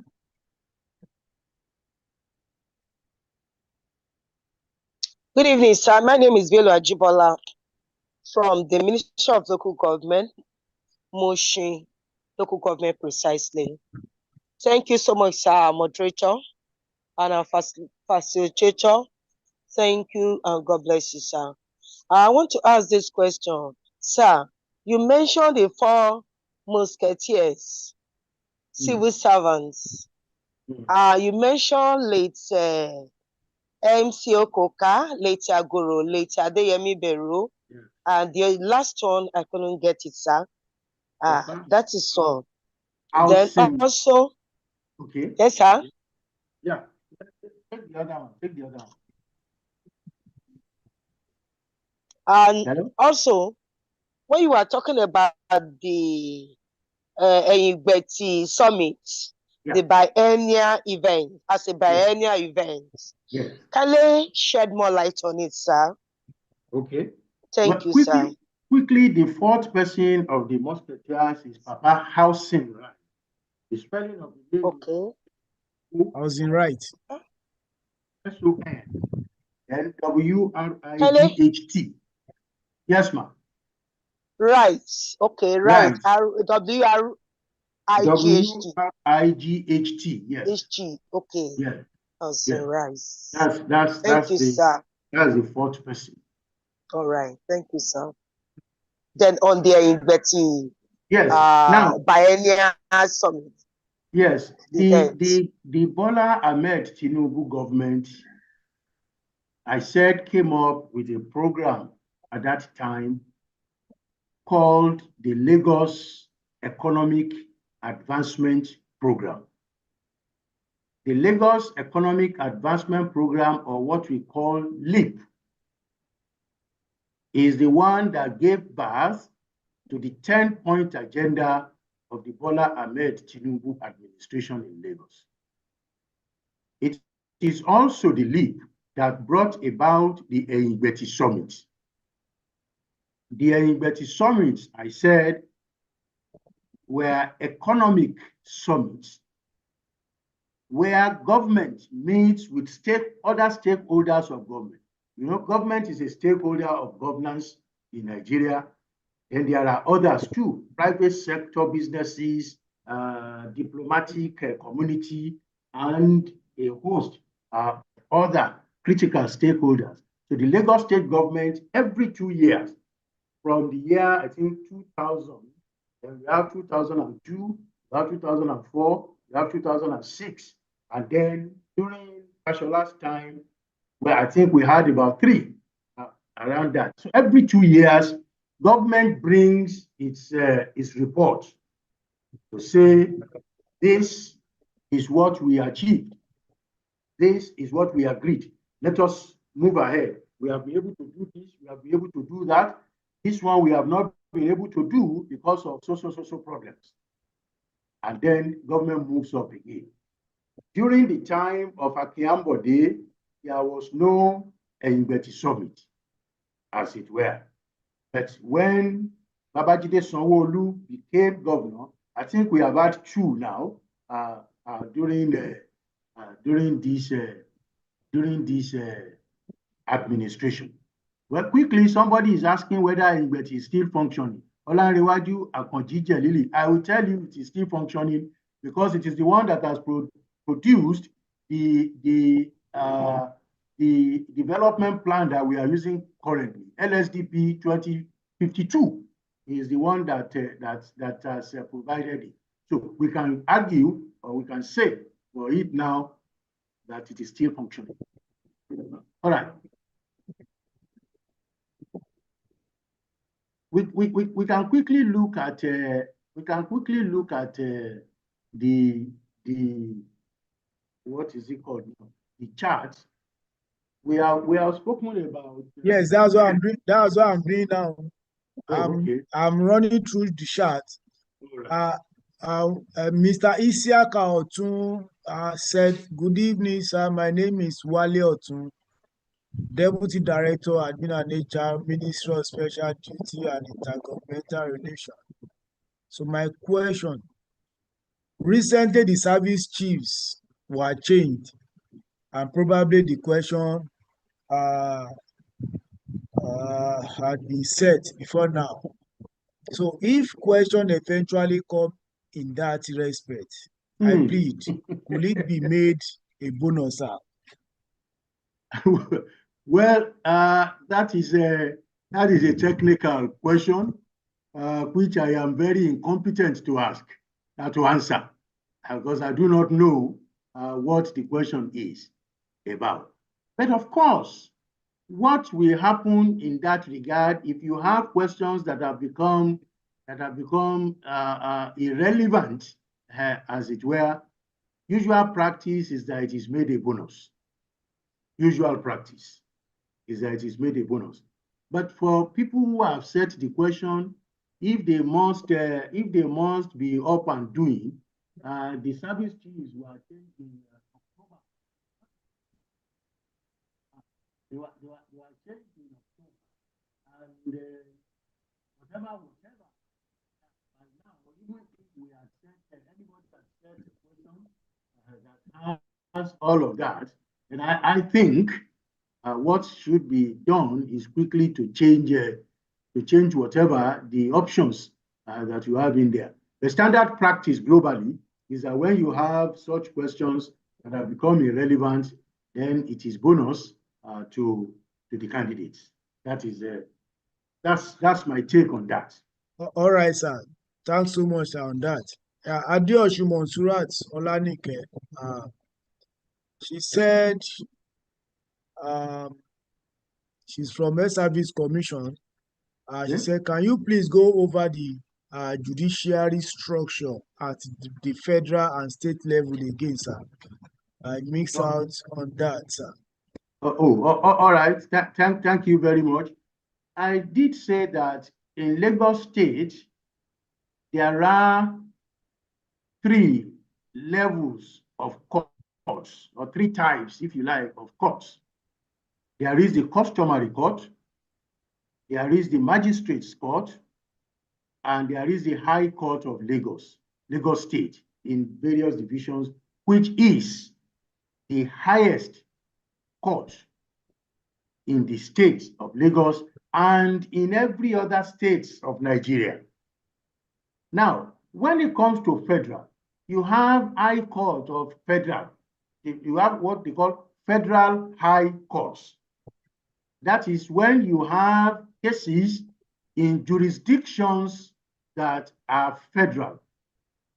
Then it goes to the Federal High Court. The people in judiciary know how these are done. After the High Court, up there, you have the Court of Appeal. That is, you are moving now to appellate jurisdictions. The Court of Appeal. The Court of Appeal is not in every state. The Court of Appeal is located in a place and it will serve a number of states. And then you have a Supreme Court, which is only one in Nigeria, and which is the apex court in Nigeria. That is the hierarchy. For the state, you have the customary, the magistrate, and the high court. And at the federal level, you have the high court, and then you have the courts of appeal, and then you have the Supreme Court.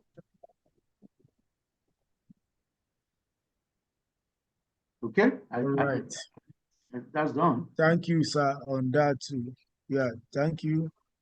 I'm seeing another question here. It's like taking something. Subal. Okay, Subal said, thank you for the knowledge shared, sir. Please, can you please okay, the list of the governor of Lagos State since inception, sir. We want to recap on that. Okay, so that's for us to run. Are you with us, sir? Yes, I am with you. I just all right, sir. Just trying to solve some domestic issues.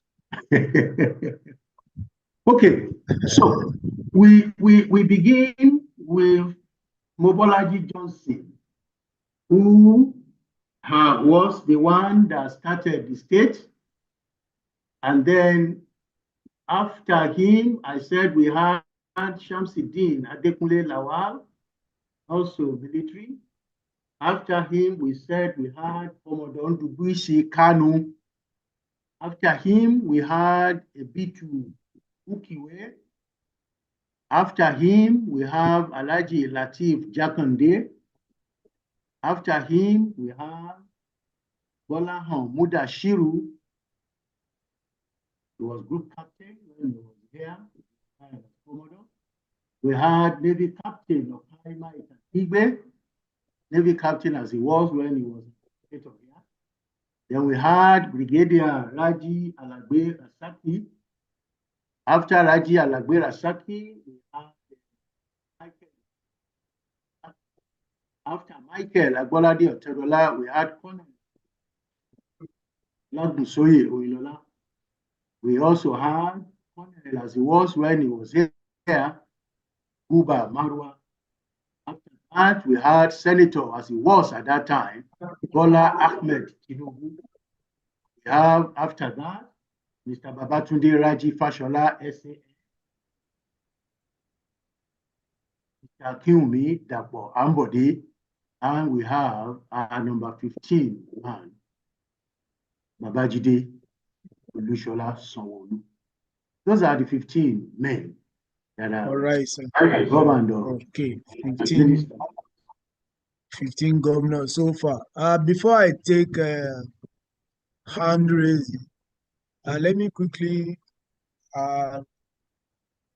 check this question. Jimo Babatunde Dauda said, thank you, sir. Please, the home country of UNO Gensec. Okay, well, like I said, his name sounds French to me. Well, I can That can see, quickly. you can see Yes, Google that. You can see Google that one now. yes, that's what I'm saying. You can just take your phone and then Google that. Top of my head, I don't know. I don't know where he's from. But like I All said, right. his So let me name pick looks like on Mr. Jamiu Awe. You have the floor. Your ministry, your name, your ministry. Hello, good evening, sir. My name is Jamiu Abiodun. Good I evening, work sir. with the Minister of Energy and Mineral Resource. That's Ibile Oil and Gas Corporation. Mr. Ajitmobi, sir, I want to yes, say sir. thank you. Good evening, sir. It's quite a while we see you. Thank you We very are much. tired but not tired. I have two issues. One is an observation, one is a question. And Okay. the first observation, sir, is some of us in service, we know you and know you very, very well and too well. Before Yes, you I know. retire, even after retirement, and up till now. But some people, maybe by virtue of whatever circumstances, they might not have come across you anyhow. And Okay. even while after service, the nature of life may not allow them to also meet you. But Yes, sir. now we're meeting you tonight, and this you are doing. The first observation, and it will be questioned also, is that someone, a colleague and a friend of mine, a professional colleague, has spoken and called you Kilo Tipilekon. She said you are encyclopedia. Exactly. Well, okay, so I'm too sure she's not far from the truth. Why some will call you encyclopedia, some can even call you Kalamaso. But even at that, the question I want to ask is, all of this you are telling us very robust, and there was no kind of presentation slide to it. Yeah. Did you at any time in the past or now have any of these things you have given us as a kind of documentation, either in form of a paper presentation, a book, or something that we could always have in the last decades? Or some of us had gone through our secondary school in the 80s and we read history and history and history. That's But right. because we can get some of those books, we can still go back to it. Yeah. All of this you are still saying, they are coming fresh and fresh while you are saying it. But I tell Okay. you, I have not seen one book. Maybe there can be two, three, or four that have all this documentation combined. But one book just that can combine all of this you have given us. Please, Okay. I don't want to call it an assignment, sir. If it is not there, if you have not done it, I think not only because of examination, let us Yeah. have it so that the generation after you and our own kids that are coming will be able to have all of this and be able to speak to that. That's the first one, sir. Now, the Okay. critical question I want to ask is a technical one, and I want you to, the best way you can do it, give us, I'm sure you should be able to give us an answer. I have read once, and I've heard from one of your old colleagues like you also in one of the tutorials or facilitation I had. Much as you know all of those military administrators and governors, our leaders we have, whom the normal politicians, I know there was a particular time in public service, federal or state service, that we have like the way we have level 6, 7, 8, 9, 10. There used to be a grade level 11 before it was scrapped, and now there's level 12. I do have that understanding. I don't know how many of my colleagues that also know this one or the reason. But I said there is level 8, I know, there is 10. There was 11 before 12. And because between the military and the civilian, the 11 was cancelled off outrightly up to today. What That's was the this reason part. behind it? Because What was the máa ti date? powder pa tó bá di very soon. Not tó bá di very soon. Okay. Èmi kọ́ ló sọ Well, yẹn o, ta ló sọ tó ti fẹ́ sùn yìí? Jamiu ìjọba wa close ẹni tó ti fẹ́ sùn yẹn o. So the questions are is that what was the reason why the level 11 was capped off, the year or any reason behind it, so that it can be a lesson to us. Thank you. That's my question, sir. all right. Thank you very much. Well, to respond to that first one, this is not the first time I have been challenged. I have quite a whole load of documents that have been very, very lazy to put together. That is the truth. Not because one wants to hoard information. I will be ready. I am always ready to give that one out.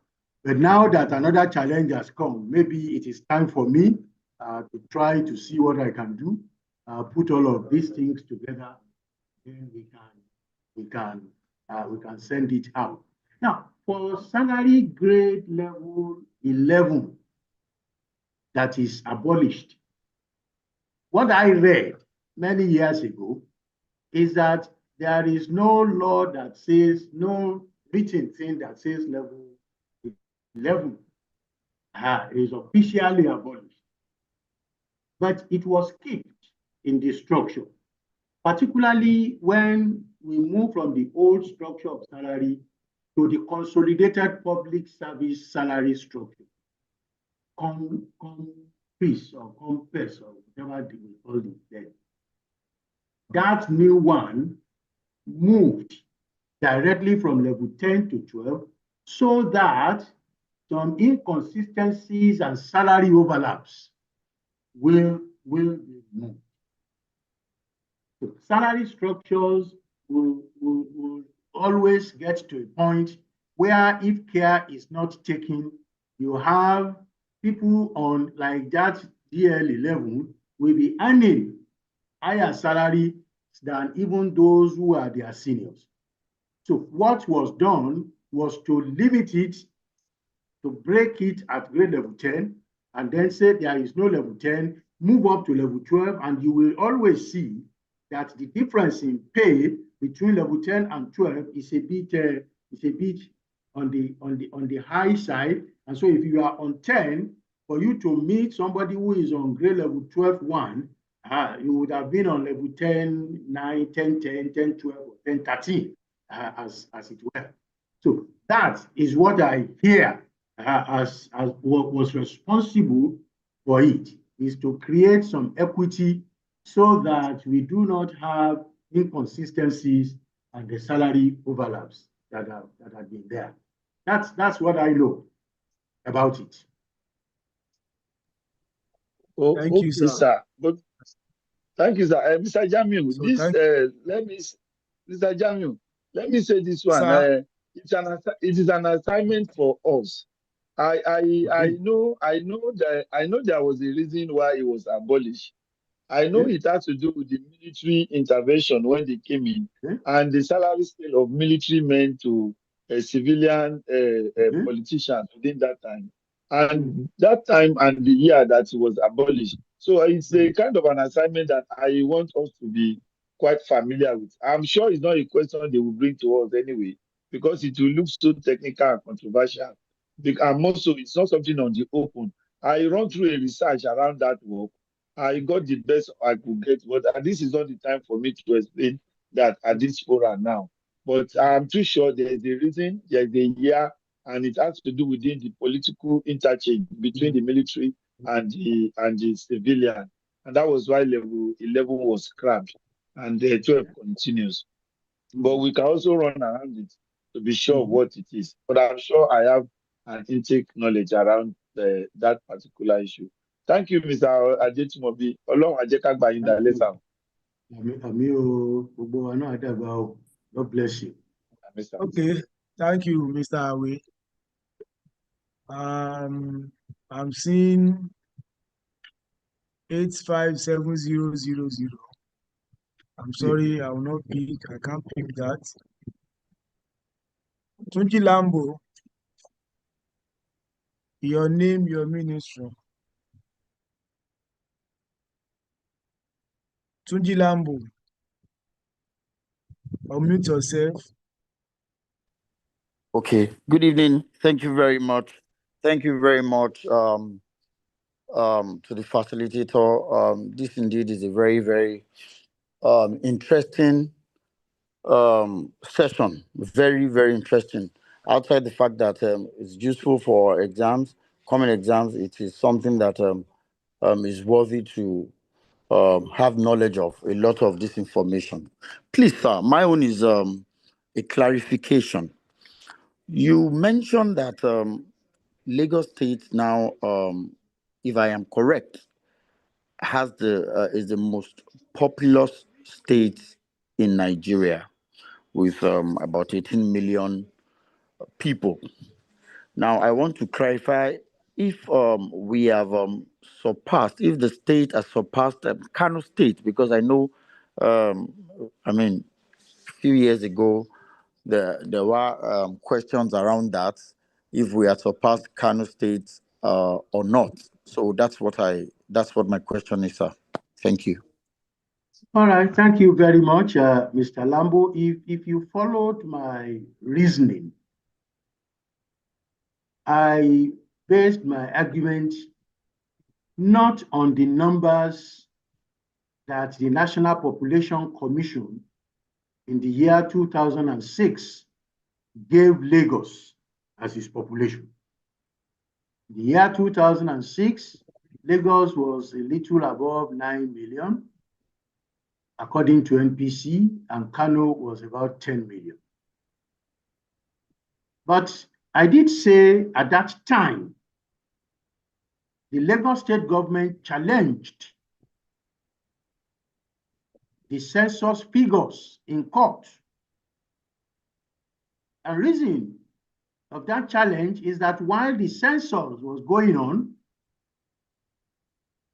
the Lagos state government also carried out what we called household enumeration survey, because it is out of the powers of the any state government to run a census. So we called what we did in Lagos called it household enumeration survey. The household enumeration survey gave Lagos a figure around 18 million. And when the result of the census came out, the Lagos state government, with Professor Yemi Osinbajo at that time as the Attorney General, approached the courts and challenged the figures. I did say that at that time,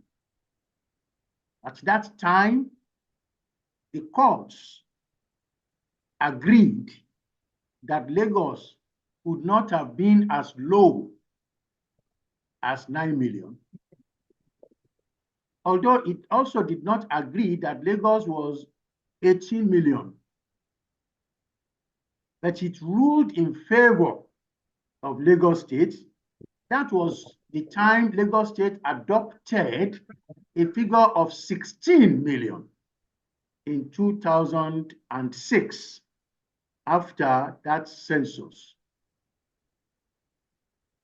So whether Lagos has surpassed Kano or not, that one will be left to the next census whenever we have the courage to do it, and whenever we are ready to do census like it should be done. But if we were about 16 million in 2006, and globally they say Lagos is growing at between 6 to 8% per annum, you can imagine where we are going to be now. Conservatively, globally, the figure of Lagos is put at 20-something million people in terms of population as at now. But we can only confirm that if and when we have another census and we can be true to ourselves, bring out all of the figures. That would be my response to that question. All right. Thank you, sir, for that good response. Lukman Kotun, you have the floor once again. Thank you very much, Mr. Jamiu. My name is Lukman Kotun, Deputy Director, Ministry of Youth and Social Development. The facilitators, sir, you've taken us around the story of Lagos or the history of Lagos vis-a-vis the administration. Yes, sir. But I don't know if you can help us out in the area of head of service, as in the list of head of service that we have in Lagos from inception. Thank you, sir. Oh, that's a long haul that we have. I hope that I'll be able to do all of that. But if we begin to count back, at least in recent times,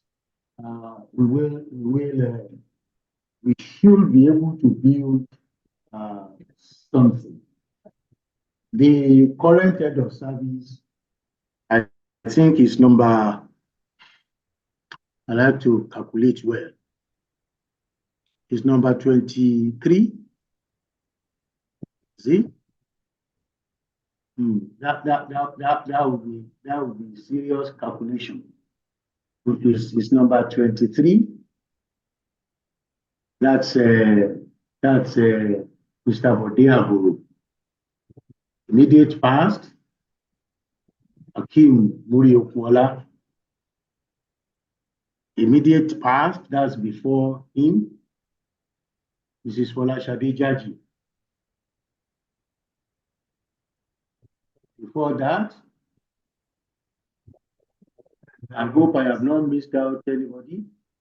Mrs. Olabo Wale Ademola. I think after Mrs. Olabo Ademola, there is his name is the name relating to this man, Adesoye. Mrs. Folashade Adesoye. Then we had Mrs. Josephine Williams. Then we had Adeshegun Ogunlewe. We have Kinsoya Sonia Joseph. Mr. Kinsoya Sonia Joseph before Yakub Balogun. Then we have Yakub Balogun, yes. After that, we have B.T. Rotiwa. After that, we have Rafiu. We have Rafiu Tinubu. A host of others. I am not able to make a list of that. I am sorry, but those are the way that it is. Okay. Babatunde Tajudeen Rotiwa, Balogun Yakub Abiodun, Rafiu Babatunde Tinubu, Akinsoya Sonia Joseph, Adeshegun Olushola Ogunlewe, Josephine Oluseyi Williams, Folashade Sherifat Jaji, Olabowale Ademola, Folashade Adesoye, Akim Muriokuala, and now we have Mr. Bodiago. Before Mr. Babatunde Rotiwa, the two offices were combined under the military regime. And so we had them at that time as secretaries to the state government. Those were the times you had Mrs. Abasego. Those were the times you have Mrs. Abeke Taire. Those are the times you have people like Leo Babaride da Silva. Those ones were named as a secretary to the state government. And I think Mr. Rotiwa was one that started being just head of service as well. So I cannot put, unfortunately, okay, but Diagoro is number 22. Thank you very much. So it's number 22, and then we can begin to just roll it back. That's the way I will answer that. Sorry about that. It's not Right. It's not perfect. Thank you very much, sir. Even if you ask ChatGPT, if he doesn't know, he say this one I don't know. Yes, now. Okay, sir. Sir, we still need to help us compile something later. You can send it to me, then I will send across. Maybe Okay, I'll try to do that. Time. Anything you can just lay your hand on, Let's get it. I'll So try to. let me call last not on the list, Olowoni Shayi Saheed. Your name, your ministry.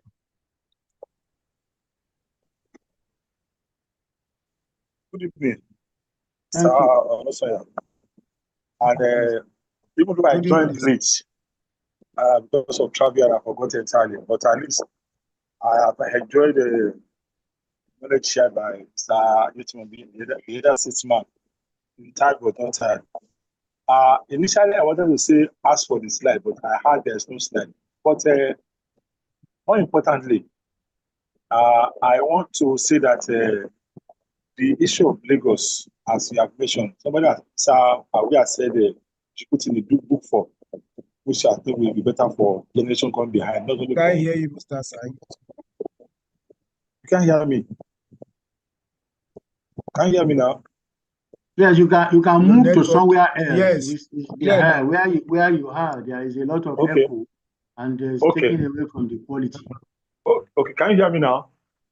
Okay, this is better. Okay, fine. Okay, yes, sir. My observation is that even though I joined late because of mind that I forgot entirely, there was a very big bad traffic. So, but majorly, I wanted to say that if the issue of Lagos, as you have discussed with us tonight, and the general knowledge, generally, which I think will be beneficial to all of us, Yeah. I want to advise, probably to reiterate again, that documenting such thing like this will be better for generation come behind after us, even though in the public service or anywhere in the state. That is one. Two, I'm in Ministry of Economic Planning and Budget, a deputy director of planning. And the issue of population of Lagos State, what we, as a ministry, as a state, what we always say about the population of Lagos is that the growth rate is 3% Are you still from. with us, Mr. Saheed? Huh? Yeah, please go ahead. Okay. Right. So I said the growth rate of population that we use in Lagos is 3%. So 3%, now we, okay. as a state, we always say Lagos is not even 20 million. We are projecting that Lagos is 30 million or 25 million because All of the right. influx of people coming to Lagos on a daily basis. And the mission has done a lot of survey with this regard. Because those people are coming to the state on a daily basis. So that is the issue of area of population. Now, on the issue of head of service, as you said earlier, if you recall, Mr. Yetumobi, there was a time that both SSG and head of service were merged together.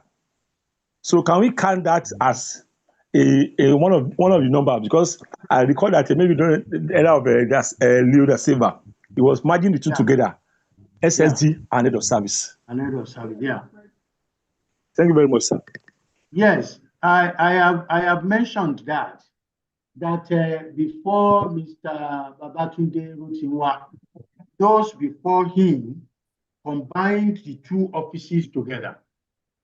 Okay, you know, I think during Mr. Rutinwa's time, I think it was that time that Mr. Babatunde da Silva into government.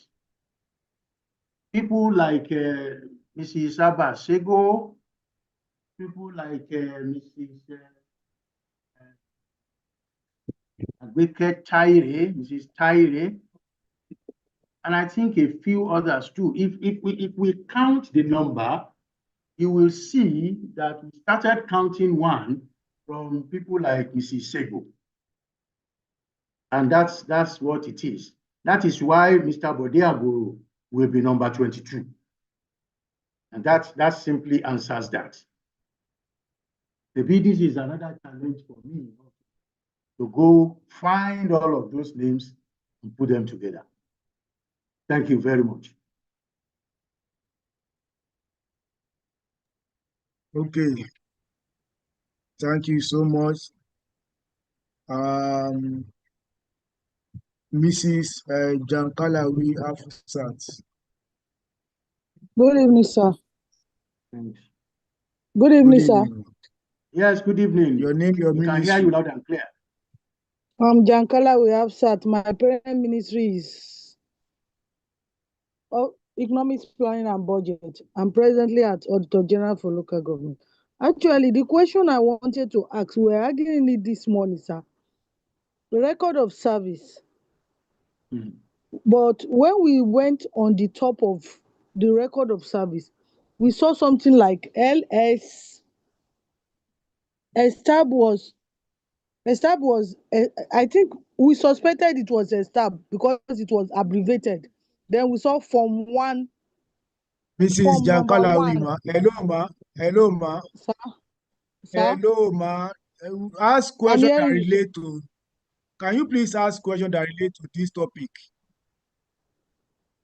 And that's what I'm asking. Are you with me, ma? I'm with you, sir. Is that current affair?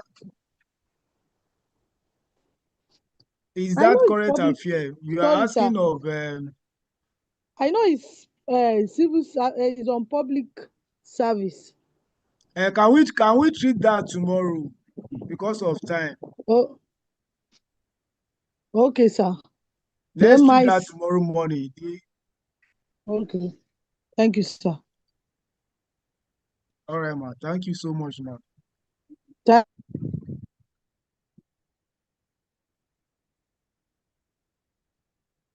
Muslim Hakim.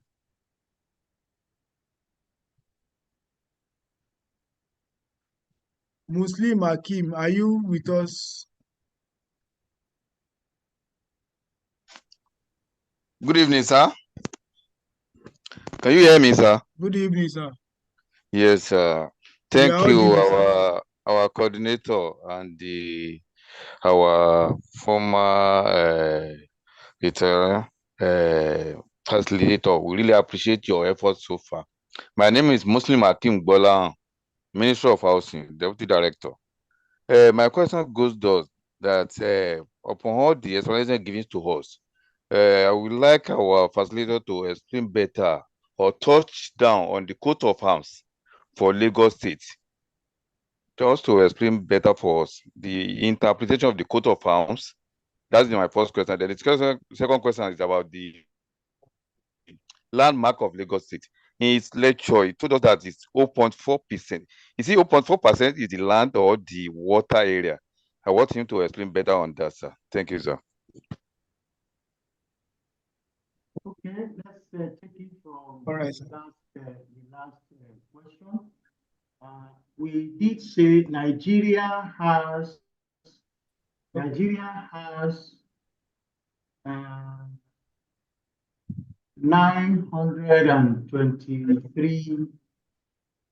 923,000 plus square kilometer. The Lagos size, the size of Lagos is 0.4% of that number, which translates to about 3,577 square kilometer. When we look at all, of course, you will take water as part of it, because Lagos has water around it. It's not just the land area. When you take the size of Nigeria, the water bodies will also be included. So we are not breaking it into land and water. But in terms of mass, Lagos, that is the size that Lagos covers, is 0.4. Well, in the coat of arms of Lagos State, you have a variety of things. Hello, sir. Your network, we barely hear you. Oh, okay. Am I better now? Am I better now? Hello? Can you hear me? Hello? Hey, this network is going. Hello?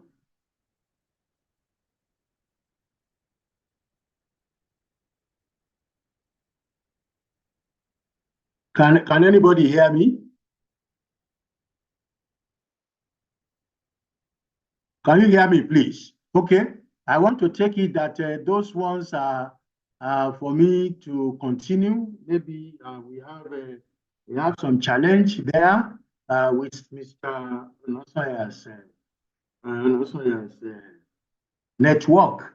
I think he has been taken out by the network.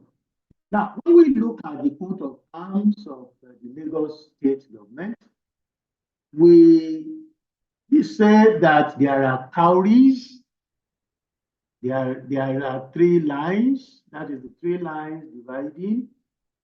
And then we have fishing activities going on. The cowries speak of olden past. You know, cowries were used as currencies in the past before the emergence of the 3 lines dividing the shield signify, as it is said, the past, present, and future of Lagos State, while the brownish gold color background under the cowries signify the colors of the 4 shore sands that are found in all the divisions of Lagos. We also have fishing activities because fishing is the main occupation of Lagos as it were. And of course, you have that motto. On top of that, you have the currency cap, which is the signia of core Lagos traditional institutions. I think those are the main. Of course, you have the coconut tree, which is also a major economic problem. So you have chieftaincy there, you have economy there, because you have arable land, because you have the motto that is talking justice and progress. Those are the things that I see there. Right. Thank you so much, sir. Thank you for your time. So on this note, I will cut it short. Before I do that, I will call on Rafiu Tolani. Rafiu Tolani is going to do 2 things for us.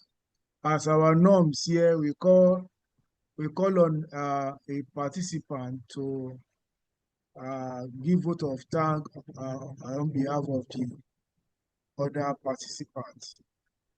So, Rafiu Tolani, you unmute yourself, you ask your question, then you give the vote of thanks. Rafiu Tolani, are you with us? Okay, it's like, thank you.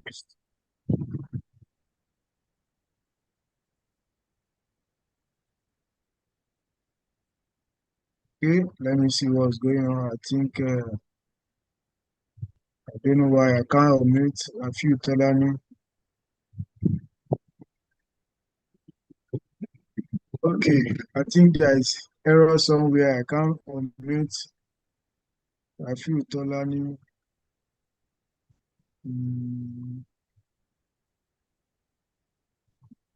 Well, maybe the hosting right has changed. Telling me here I can ask him to unmute.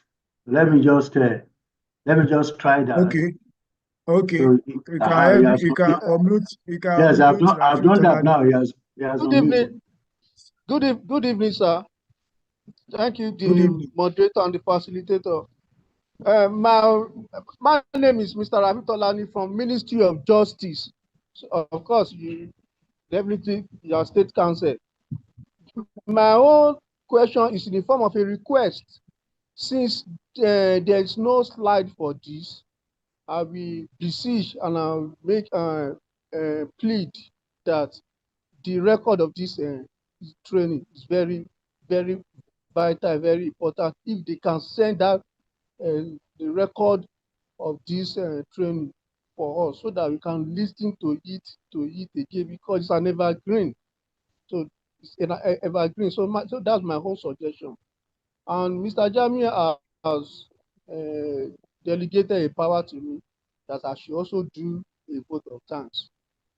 On behalf of all the eligible officers, we want to appreciate our guest speaker for taking time out of no time to do this for us. God bless you. God meet you at the point of your need. May God prosper you. May God satisfy all your heart desires. And I also want to use this opportunity to appreciate Mr. Jamiu very well profusely for his act of love for all of us. He's also a civil servant. This is the type of what the Lagos State government is doing, saying that we should think outside the box. We appreciate him for his ingenuity. I think he deserves a medal. Lagos State government should give him double promotion, or if there's anything more than that. We shall clamor for it, because Mr. Jamiu has been so restless, so passionate about this. The love is so much. So we thank you very well. And then to wrap it up, for all of us, the eligible officers for the promotion, we pray that none of us shall fail. We pray that God should bring everything we read into our memory. We also pray that all what we read is what will come out. So thank you for your time, our facilitator, and good night. All right. Thank you, Mr. Rafi Tolani. Thank you so much, sir, Mr. Ajetumobi, for your time. I thank every one of us for your participation in this call. Without you, there is nothing we can do. If you don't join, the lecture will not go anywhere. So like we said, Mr. Ajetumobi have promised us that he will try and put one or two things together before the